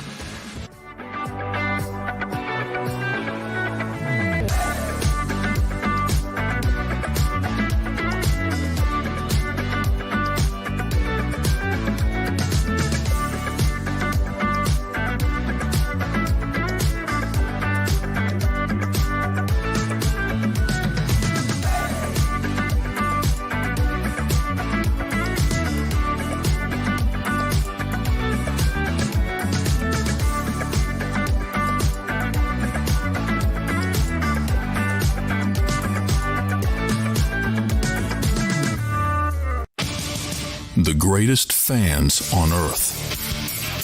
It's a bold statement, but would you expect anything less from Philadelphia? 58 years of heartache creates a toughness, a grit, a resolve not found in most. Sure, our prayers were answered, but now that we've had a taste, we're looking for more. Pondley Hockey, official partner of the Philadelphia Eagles. Post-game show with Seth Joyner. I knew that they had a running game. Derek Gunn. He has put in the effort. Devin Caney. Had we not won the Super Bowl, what would we be saying? And Mike Missinelli. Well, you know who Philly is. Post-game, now streaming on the 6ABC family of apps.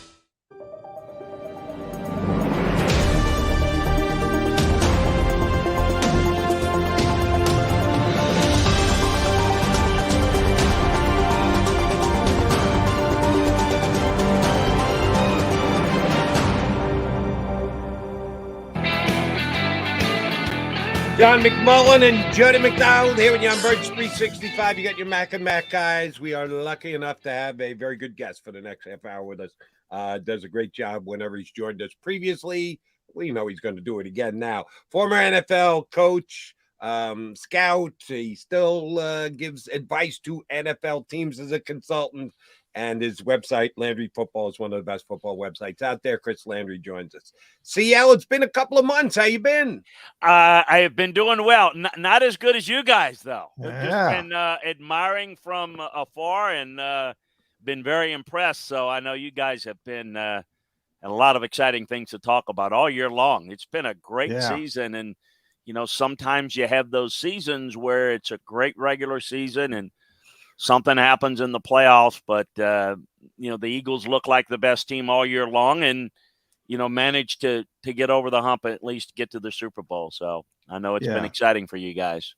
There's a lot to it, Chris, but you use that word admire. What do you admire most about this team? Where do you start? Why do you think they became this? It's the best running game I've seen. I don't know. I don't like to make comparisons too much to the past because the game changes, but it's the best running game I've seen in a long time in this league. And it's like, for example, San Francisco has a great run game design, but this is the Eagles' run game is different because to truly employ the quarterback in the run game and how they do it off the RPOs, when it's run well, it is darn near impossible to stop.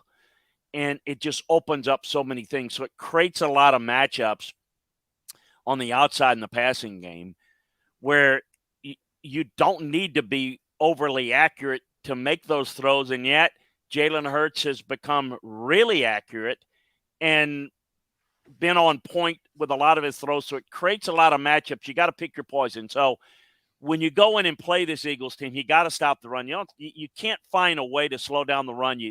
It's over. There's no chance. But then if you do that and you have to overcommit to do that, they can beat you other ways. But that's how you have to play it. So the run game has been extremely impressive. And the pass rush, the depth of the pass rush is as good as I've seen. And, it's the best line of scrimmage team in the NFL, both sides, by quite a big margin, I think. So that in a nutshell is among the things that have stood out to really impress the heck out of me all year long. All right, let me go a little deeper on one of the two sides of the ball. No disrespect meant to Jalen Hurts or Miles Sanders or Kenny Gainwell or Boston Scott. How much of the credit of the Eagles' run game has to go to the five across the front? We can throw Dallas Goedert in there as a heck of a blocking tight end, too. How much is it the skills of the running back and Jalen Hurts' ability to run? And how much just is it, this is the best offensive line in football. It's not even close as to who's second. Oh, it's definitely slanted towards the offensive line. And the second, the biggest factor along with the offensive line is the scheme. So basically, as you guys know, it's a run, it's a pass, it could be either one. It's based on the read. So it's the scheme and the talent on the offensive line that can execute the scheme. Starting at center, with the calls and the right matchups, you're going to play an even front. You've basically got a the biggest fullback in the league that's lead blocking on the second level. Or you're going to play an odd front. They do a really good job of adjusting and reading, obviously, the backside end. It's the scheme and it's the talent on the offensive line that does the lion's share of the work. I'm not saying that any back could do it, but it's pretty – the backs could be pretty fungible, Now, which I think the backs don't get a lot of credit for, and what is really important is not the skill set of the backs, but the timing – and the vision and the understanding, because you've got to understand in this system, you've got to be patient and you got to have vision as a back to know where to go and to hit the timing just right. And I don't think they probably don't get enough credit for doing that. But yeah, if I was going to put and say, what's the biggest factor? It's those two factors, and the backs have done a great job fitting into that.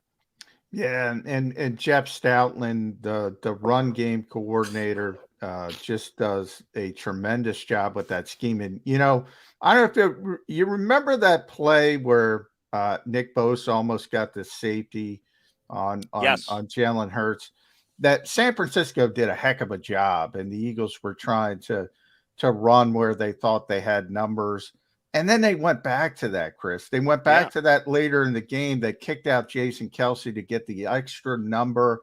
How much of this is just math? And the Eagles look at it and say, +1, Jalen Hurts in the running game. It's virtually all math. I mean, that's what this system is. You mentioned Jeff. Jeff, has got a lot of experience, too, in this blocking scheme from the college level.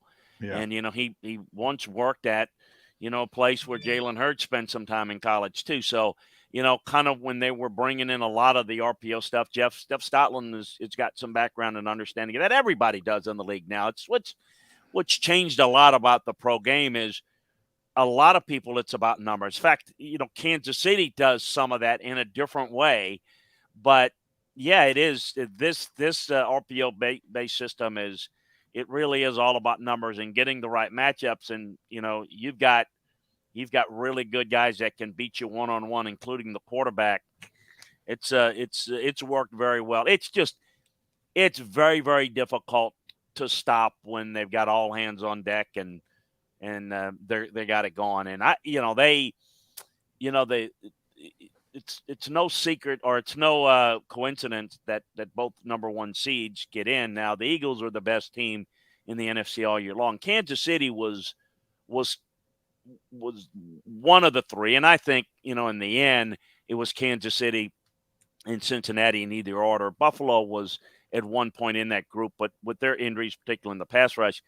But I think, combined with not only being really good, having that bye week, not only get healthy, but preparation and to get your timing, I think that's huge. I think that's really huge. And the Giants not very good, and neither was Minnesota. So you get the one seed, you get the bye, and you're going to play a team that you can basically almost scrimmage against.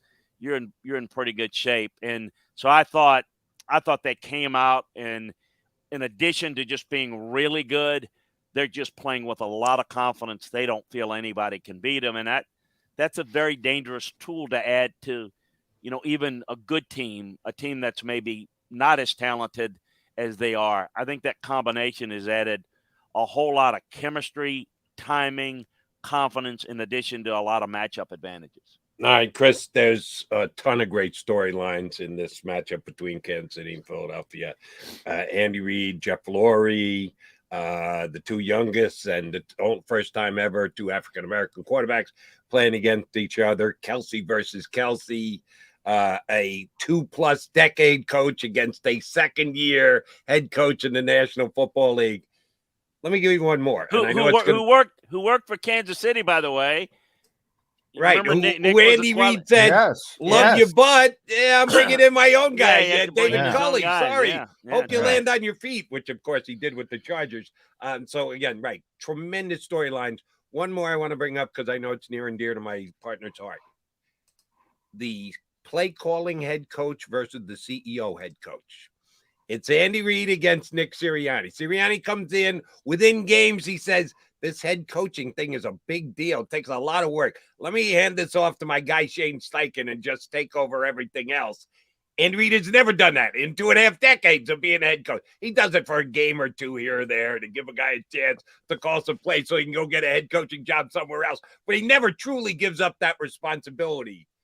Will this determine the direction of head coaching in the National Football League going further?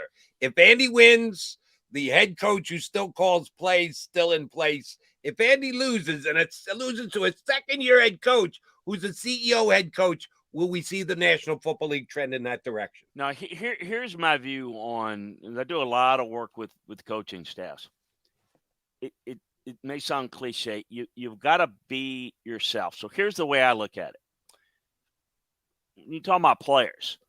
You want to utilize your players to the best of their ability. I mean, if you've got mobility, you wouldn't have a Tom Brady, running around, and you wouldn't want to take a mobile quarterback and keep them always in the pocket, right? Just to use an obvious example. You utilize players that to their strengths. So you have to properly evaluate the coach. If Andy Reid is coaching, there's nobody better at calling plays. He better be calling plays. I mean, if I'm the owner, because he's the best at it. Now, if you're a good coordinator and you can find somebody better at calling plays, that's when you want to be the CEO. Look, it's tough to do both. Absolutely. But if the best guy to call plays is the head coach, then I'm making sure that I divvy up some of the other stuff, which Andy does. So some of the game management stuff is being handled by other people and then it's communicated to where he may make the decision and make look like he's doing it all. The best play caller in that building better be calling plays, or that's like taking, the best receiver, I'm just going to utilize him as a blocker and as a decoy. That doesn't make any sense. So to me, it depends. If you're Jimmy Johnson, or I mean, you can go through anyway. Just name a coach. I can tell you what their strengths are. Play to their strengths. If Jimmy Johnson is, he's never a play caller, evaluator of talent, good motivate, do that. Andy's the best at what he does. Let him do that, and then siphon up the other responsibilities elsewhere. With Nick's bright. He's come up. In other words, what I'm saying, just because you got the title of play caller, offensive coordinator, they're not all equal. Not every quarterback's equal. Not every scout's equal. No one's equal. So what's your strength? You handle that when you become a head coach. Work to your strength and hire people that are the best at handling certain things, breaking down coverages, breaking down fronts, coordinating during the week, play calling, offensively, defensively. But if you're not doing that, that's the key. So that doesn't answer. I think you're kind of thinking, well, all right, it should be this or that. No. It should be who is the best at doing it. It's like saying, well, how do you play a great receiver? How do you what? We're going to take Hassan Reddick and we're going to line him up and two-gap him. That doesn't make any sense. It's stupid. That's not what he linebacker. Is. Let him rush the passer. Yeah. Well, then why would you want a head coach that is the best at doing it now? So that is different. Now, I'm going to tell you, and I don't want to get off, the problem is when the head coach has the decision, sometimes he thinks he's better than he is. Excuse me, bad English. And I think they're getting ready to make a huge mistake in Dallas because Mike McCarthy's getting ready to call the plays. He's not the best offensive coordinator or play caller, and he's bad at game management. Now it's going to be even worse. So that's an example of, well, should he be? I should be the CEO. Yeah, he should be the CEO because he's not the best at calling plays. He probably thinks he is, and that's part of the problem. And Andy's the type of guy that if he loses his fastball and he still wants to coach, he's the type of guy that would hand it to somebody else and would maybe be involved in helping create, because he's really good with game planning in situations. And a lot of good play callers have done that. They just, I just don't want to handle the meetings. That's the tough part. The meetings then I'm going to hand the play calling somewhere else, but I'll still be involved. There are different ways to do it. But if you're the best, you do it. If you were the best, but you've lost something off your fastball and somebody's better, then that guy needs to call plays. So that's my answer.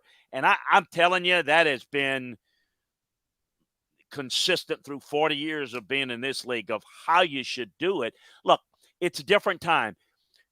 Tom Landry called every offensive play, every defensive play, every special teams play, and made every draft pick for the Cowboys.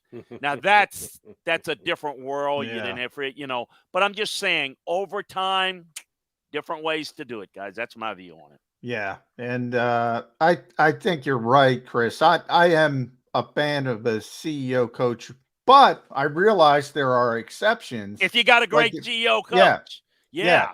There are exceptions, Andy. Now, I want to talk about Kyle Shanahan because we just saw Kyle. And by the way, if Andy's not number one when it comes to play calls, scheming, probably Kyle is.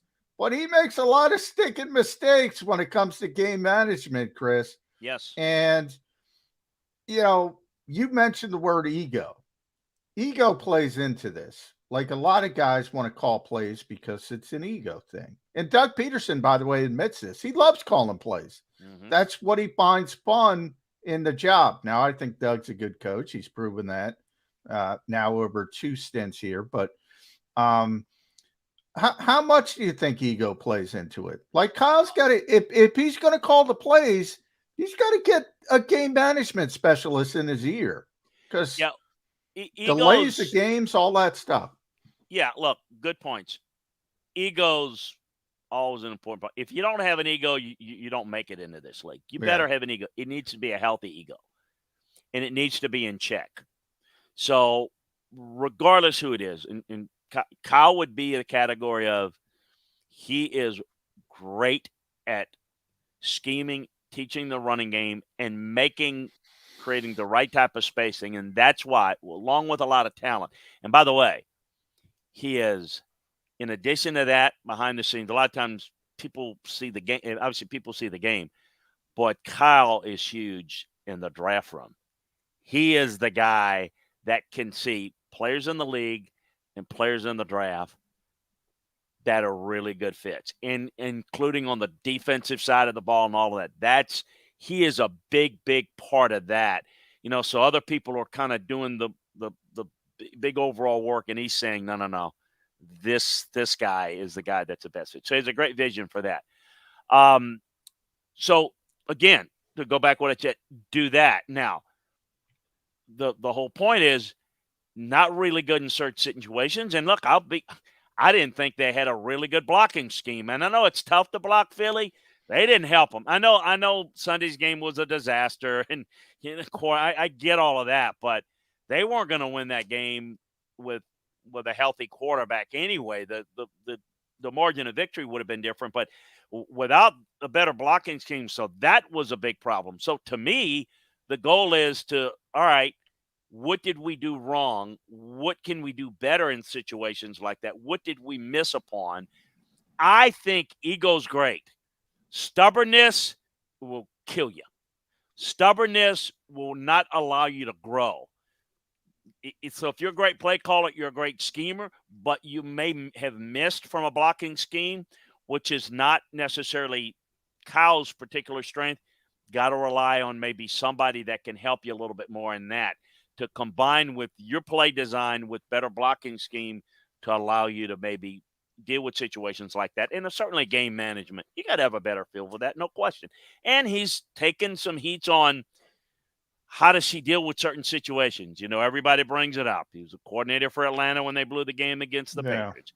He had a pretty decent lead against Kansas City in the Super Bowl. Yeah. And so, points, yeah. So you're getting a little bit of that. Who hasn't? A lot of people have. He can overcome that. But the whole, I kind of get it. Well, he's never going to win it because can they keep that team together, and can he improve in some of those areas? That's what you've got to do. You've got to figure things out. I've been around, you guys know me, my background with Belichick and Saban. Both of those guys, I learned the most from them in that not what they know, but what they know that they don't know, meaning they recognize there's a better way to do something. I don't care if it's a better way to log tape in the film room. I mean, it's just, if somebody can do it better, they're always trying to do it better.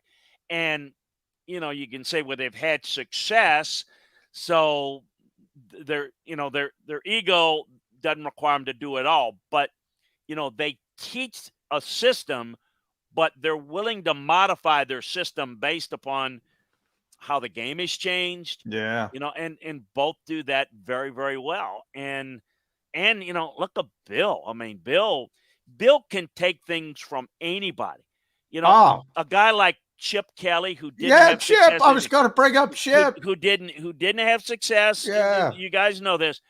But he could look and see things that he did well. Well, that whole up-tempo offense with Brady in the later years, that was all devised from Chip and the whole system. Chris, I was just going to bring that up. I'm so he glad can take you brought the that big up. picture and he can pull out, boom, really good at that.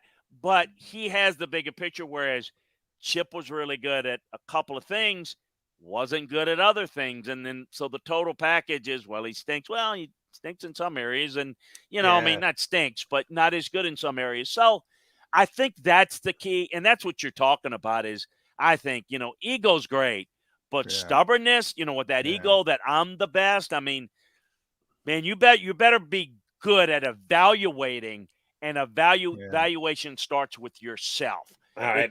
And Bear Bryant was the best. Bear Bryant said, I'll never hire I'll never hire a coach in my staff that doesn't know more football than me. People thought he was Mr. Humble and all that. He said, why the heck would I want to hire somebody that doesn't know more about how we're going to block, how we're going to tackle, how we're going to run a scheme? Why would I want somebody? I mean, what good is he going to do? Now, in college, sometimes you hire that guy that maybe fits a category, that's a great recruiter, whatever. But you know my point. You got to read the room, you got to know the room, and you got to hire the best guys. Good on Belichick. We can all acknowledge he might be the greatest of all time, but he also did use the phrase, maybe may have lost something on his fastball. Joe Judge, offensive coordinator, just saying. Bill last year didn't hire somebody to put in exactly position right. that was better than him at anything. As a matter of fact, and it was a mess, and you better fix that because you don't have Tom Brady to cover that up anymore. So you better fix that, and we'll see if he can fix it. But he's not going to sit there and be stubborn about it, you know. So yeah, it'll be interesting to see if he can fix it. Already got Bill O'Brien in the house. All right. Chris, I want to tap into your memory because we were debating this a little earlier in the show. And you talk to teams, still consult with teams, so I have a great grasp on this. If you remember it exactly, please say so. If you say, here's what I think, please say so as well. 3 years ago, draft night, Jalen Hurts selected by the Philadelphia Eagles in the second round at number 53, pick number 53. Did he go where the league thought he should go? Did he go early? Could the Eagles have waited to the third round to take him? Because some people didn't like the pick. Why are we taking this kid in the second round? What was your memory of what the league thought of Jalen Hurts draft night, either rounds 1, 2, or 3?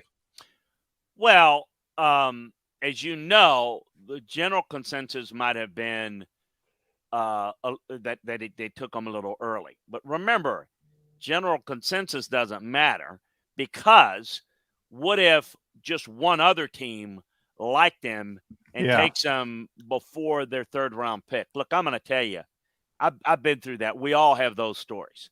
I wanted to draft Curtis Martin. And, you know, I said, I'm going to wait one more round. And the reason is Curtis Martin at Pitt had every injury known to man. I mean, he lived in the training room. Yeah. I mean, the son of a gun never got injured in the NFL. And I'm not going to take a running back with an injury question. And look, I mean, okay, so, and Parcells took him 2 picks before I could take him in the third round. I mean, it happens. You don't know. And I thought he might go late third, maybe hand to the fourth, because I had a high second round grade, but we had a medical grade I thought would drag him down. And, you know, whatever. So the point is, if you like a guy and you believe in a guy,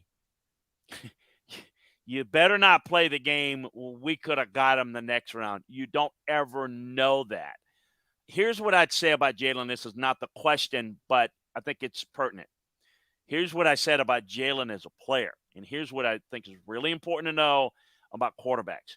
Jalen, dad was a coach. He loved football, okay? He's an ultimate team guy. He understood the team aspect, the humility, the understanding that you're going to have bad moments and how you deal with it and how you grow from it. You saw him at Alabama, bench in the championship game, was the happiest guy for Tua and then moved on to Oklahoma. It's not just about the physical skills. It's about the mental makeup, the intangibles, and he was off the charts as a leader. What is the guy's capacity to learn? Very good. What is the guy's willingness to learn?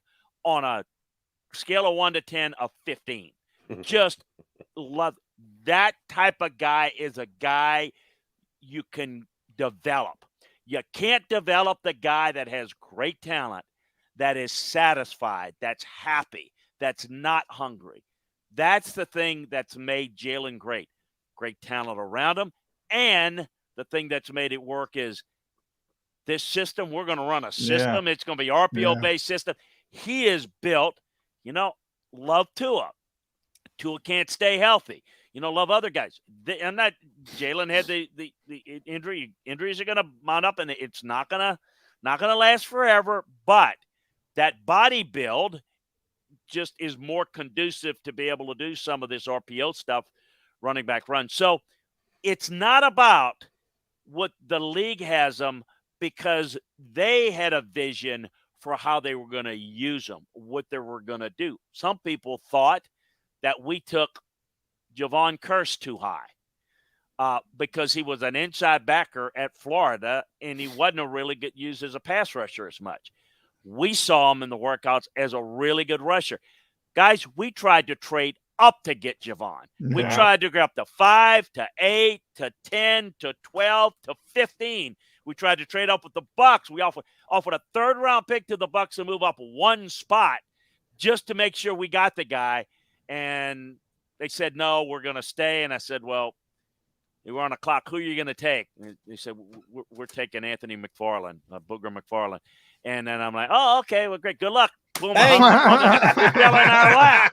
My point was we wanted the guy. We don't go to the Super Bowl without him. The point was it too high? I don't give a flip if somebody thinks he's too – the guy we wanted. So I'm glad we got him at 16. We saved our pick. But, hey, it just now you bring up a good point, Chris. And one of my pet peeves in the draft and people who follow the draft, they don't take into account the fit and where they're going. And I always go back to 99 with Andy Reid. And I always think, what if Tim Couch got with Andy Reid? What if Achilles Smith got with Andy Reid?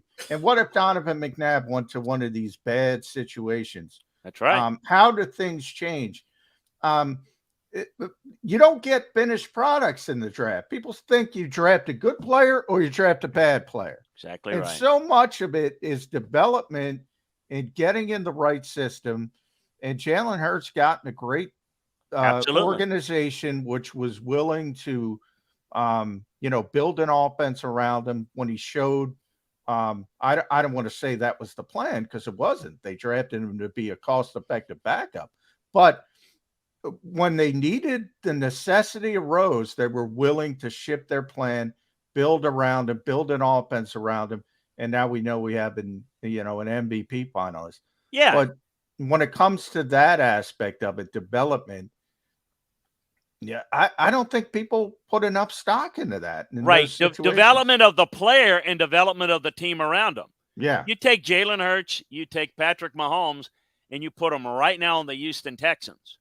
Well, either one of those guys makes the Texans better. And that division was so bad, maybe it makes the difference where they win the division or competing with Jacksonville. But they're not going deep into the playoffs with either one of those superstar quarterbacks. Yeah. Either one. But you put them on the Eagles, this running game with this defense. You put the Chiefs with all the talent around. I mean, it's just development. And it's at a lot of positions. So I can remember I'm at the University of Cincinnati years ago. Brian Kelly, who's now coaching at LSU, was there. And there's this really good freshman that's a very good athlete. And I said, who's this kid? He says, his option quarterback in high school, and I'm going to make him a tight end. Travis Kelce was the guy. Travis Kelce was that. Travis Kelce was an option quarterback in high school. He was an athlete. I'm watching him in practice as a freshman. You can see this guy was just eye-hand coordination, this. And, he's just a raw-bone guy trying to figure out what to do. Development in college. And then, of course, Kelce developed very well at Cincinnati. Had a really good career. And then, obviously, what he's done in the NFL is just incredible. He's, a receiver weapon with receiver numbers and at the tight end position that in this age of re-identifying the Y flex and how you play guys, he's just he may go down as maybe the best ever.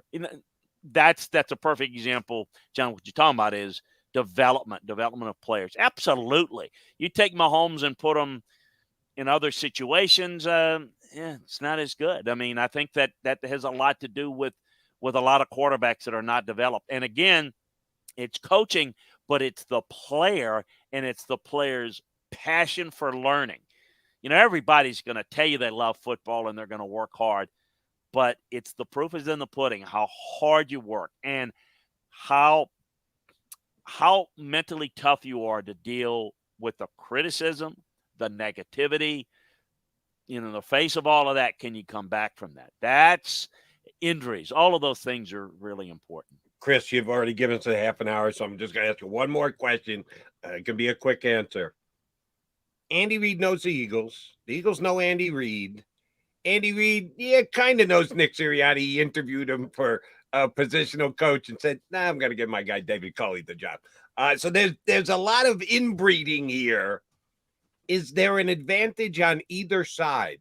The fact that Andy knows the Eagles as an organization as well. The Eagles know Andy Reid as well as they do. Is there an advantage to be had with the knowledge of one another between these two teams? No. The advantage is Philadelphia because they're the better team. They're more talented. That's the advantage. I would not count out Andy Reid. I would not count out Mahomes. I wouldn't count out Kelsey. But they're going to have to win, with a lot of explosive plays. I do think this Kansas City team, and this is something that Kansas City's different than last year's team. It's different than the teams of the past. They will focus more on the run. People will ask me all the time, well, how the hell does, pardon my French, Kelsey get open all the time? Because they're willing to run more football. They run more 12 personnel and 13 personnel. So that puts more linebackers on the field. So that creates mismatches for Kelsey.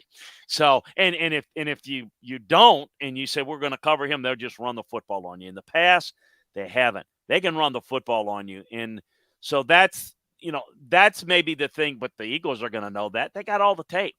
They got all the time and all the tape. They're going to know everything by the tape. They know the personnel. The advantage goes to the better team. Look, the Eagles are better. Doesn't mean they're going to win. You can be the better team. You got to play better. It doesn't matter if you're great talent, if you don't play well. But it's going to be awfully tough for the Eagles not to play well because what they do is pretty consistent. I think the key, and this is not where you were going with it, I apologize, but I think this is important in the big scheme is Steve Spagnuolo comes up with great defensive game plans. He did it in Super Bowls in the past against the Patriots, a great offense, but that's pass rush.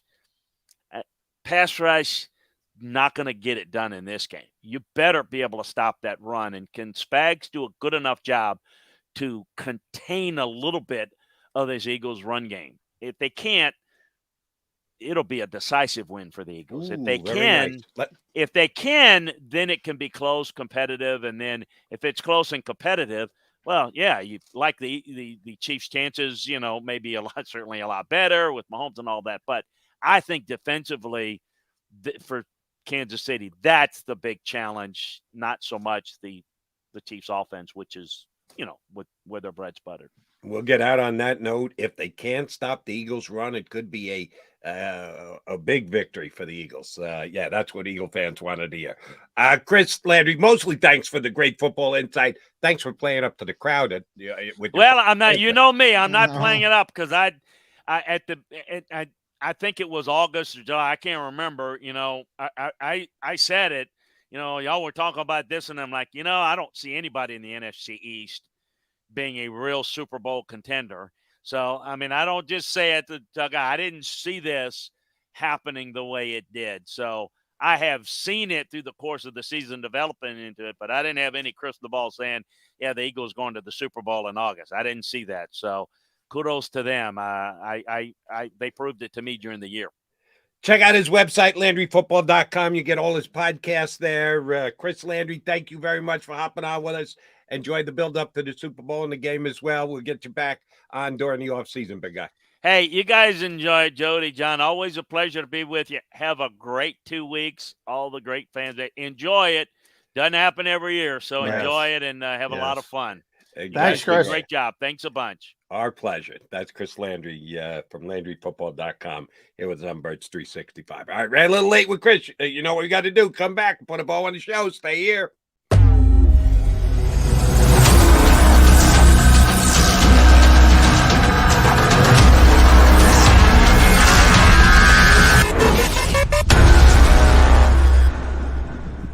Go for the beers.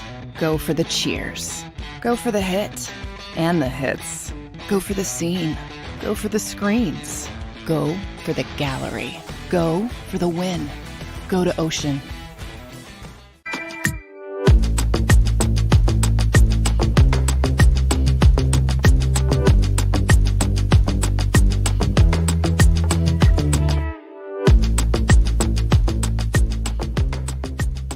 Jeff D'Ambrosio doesn't need a special event to appreciate his customers. Jeff shows his appreciation to them every day of the year. Jeff makes sure to stock more new inventory than anyone and guarantees prices and payments that nobody can beat. There are so many reasons that thousands of customers know Jeff is the easy, friendly place to do business. More for their trades. No judgment zone for credit issues. The best, most reliable service department in the country. That's why I like Jeff, and I know you will too. Jeff will satisfy you every day. Jeff D'Ambrosio, Destination Downingtown, Owner Appreciation Event. Weather forecasting is a team game. We rely on each other every day, updating the models and passing along new critical information. We have a team of 5 experienced meteorologists and a specialized weather producer, Paul.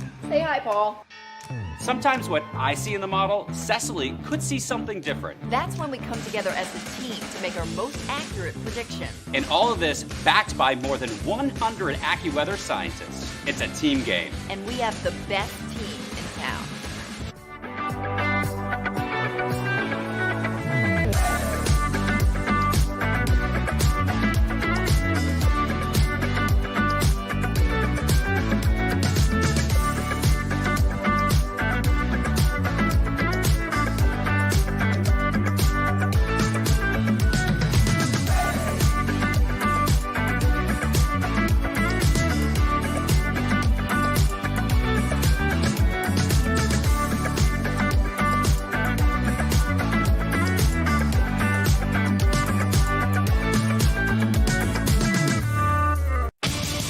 The greatest fans on earth. It's a bold statement, but would you expect anything less from Philadelphia? 58 years of heartache creates a toughness, a grit, a resolve not found in most. Sure, our prayers were answered, but now that we've had a taste, we're looking for more. Pondley Hockey, official partner of the Philadelphia Eagles. Post-game show with Seth Joyner. I knew that they had a running game. Derek Gunn. He has put in the effort. Devin Caney. Had we not won the Super Bowl, what would we be saying? And Mike Missinelli. Well, you know who Philly is. Post-game, now streaming on the 6ABC family of apps.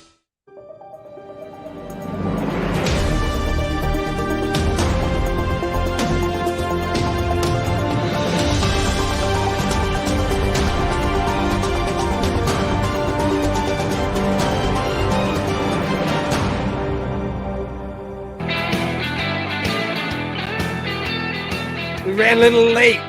It's well worth it when we get Chris Landry on. I just love talking football to that guy. I think he does an outstanding job. So we thank him for jumping in today. Hi, Johnny Mac. You heading over to see the coach? Is it Zooming today? Zoom today. Zoom today with Nick Sirianni. Not going to get on the field till later this week. Still don't have the schedule. You know how that works, Jody.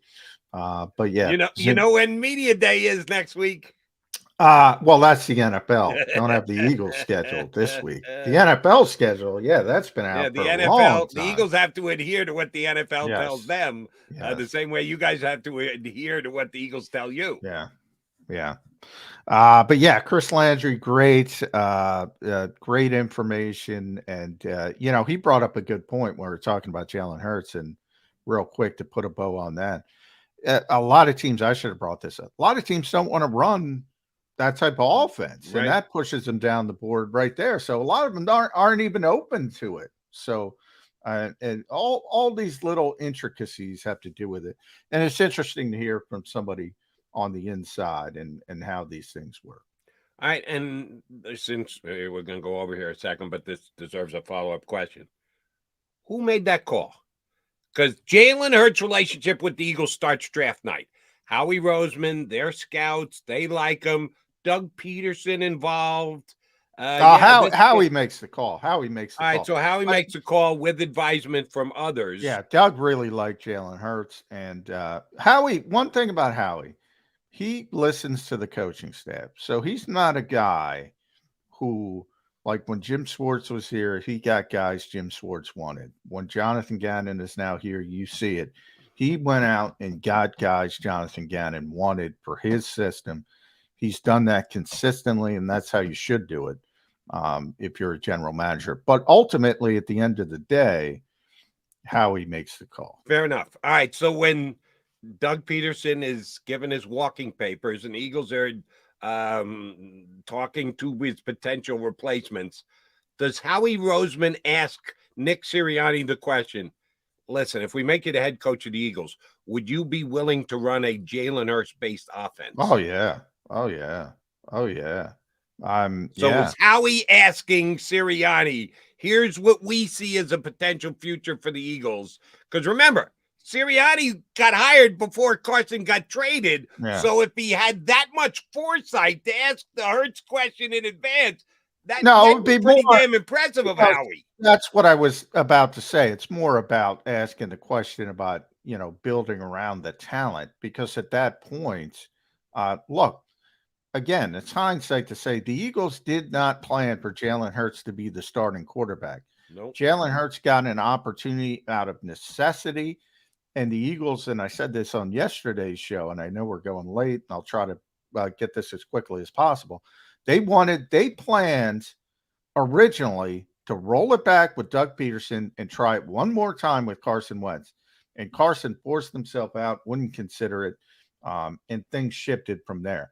But yeah, when you're interviewing guys, you make it very clear, are you willing to build around this player, that player?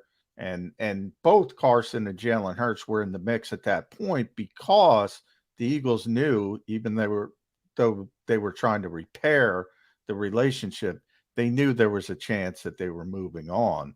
So yeah, I mean, and Nick Sirianni, proved that he could build an offense around Jalen Hurts, but also the Eagles were trying, and sorry, because this hurts a lot of people, they were trying to convince Russell Wilson and Deshaun Watson to consider Philadelphia. No guarantee they could have gotten a deal done, but they were trying to get them to consider Philadelphia. J-Mac, good show today. I know we're already booked in tomorrow. We got Gil and Martin Frank. Martin Frank will be on tomorrow. So you guys want to be back here for another episode leading up to the Super Bowl. It'll be 11 days and counting with Mac and Mac here on Birds 365 in 2 and 2. You've been listening to Birds 365, the destination for the passionate Eagles football fan who bleeds green. If it's Eagles football, we're talking about it. Debate inside the locker room and guests that are some of the greatest football minds from around the region. We hope you enjoyed the show. We know we had a blast. Make sure to like, comment, and subscribe, and we'll be back soon. But in the meantime, hook up with us on social media at JAKIB Sports. See you next time on Birds 365.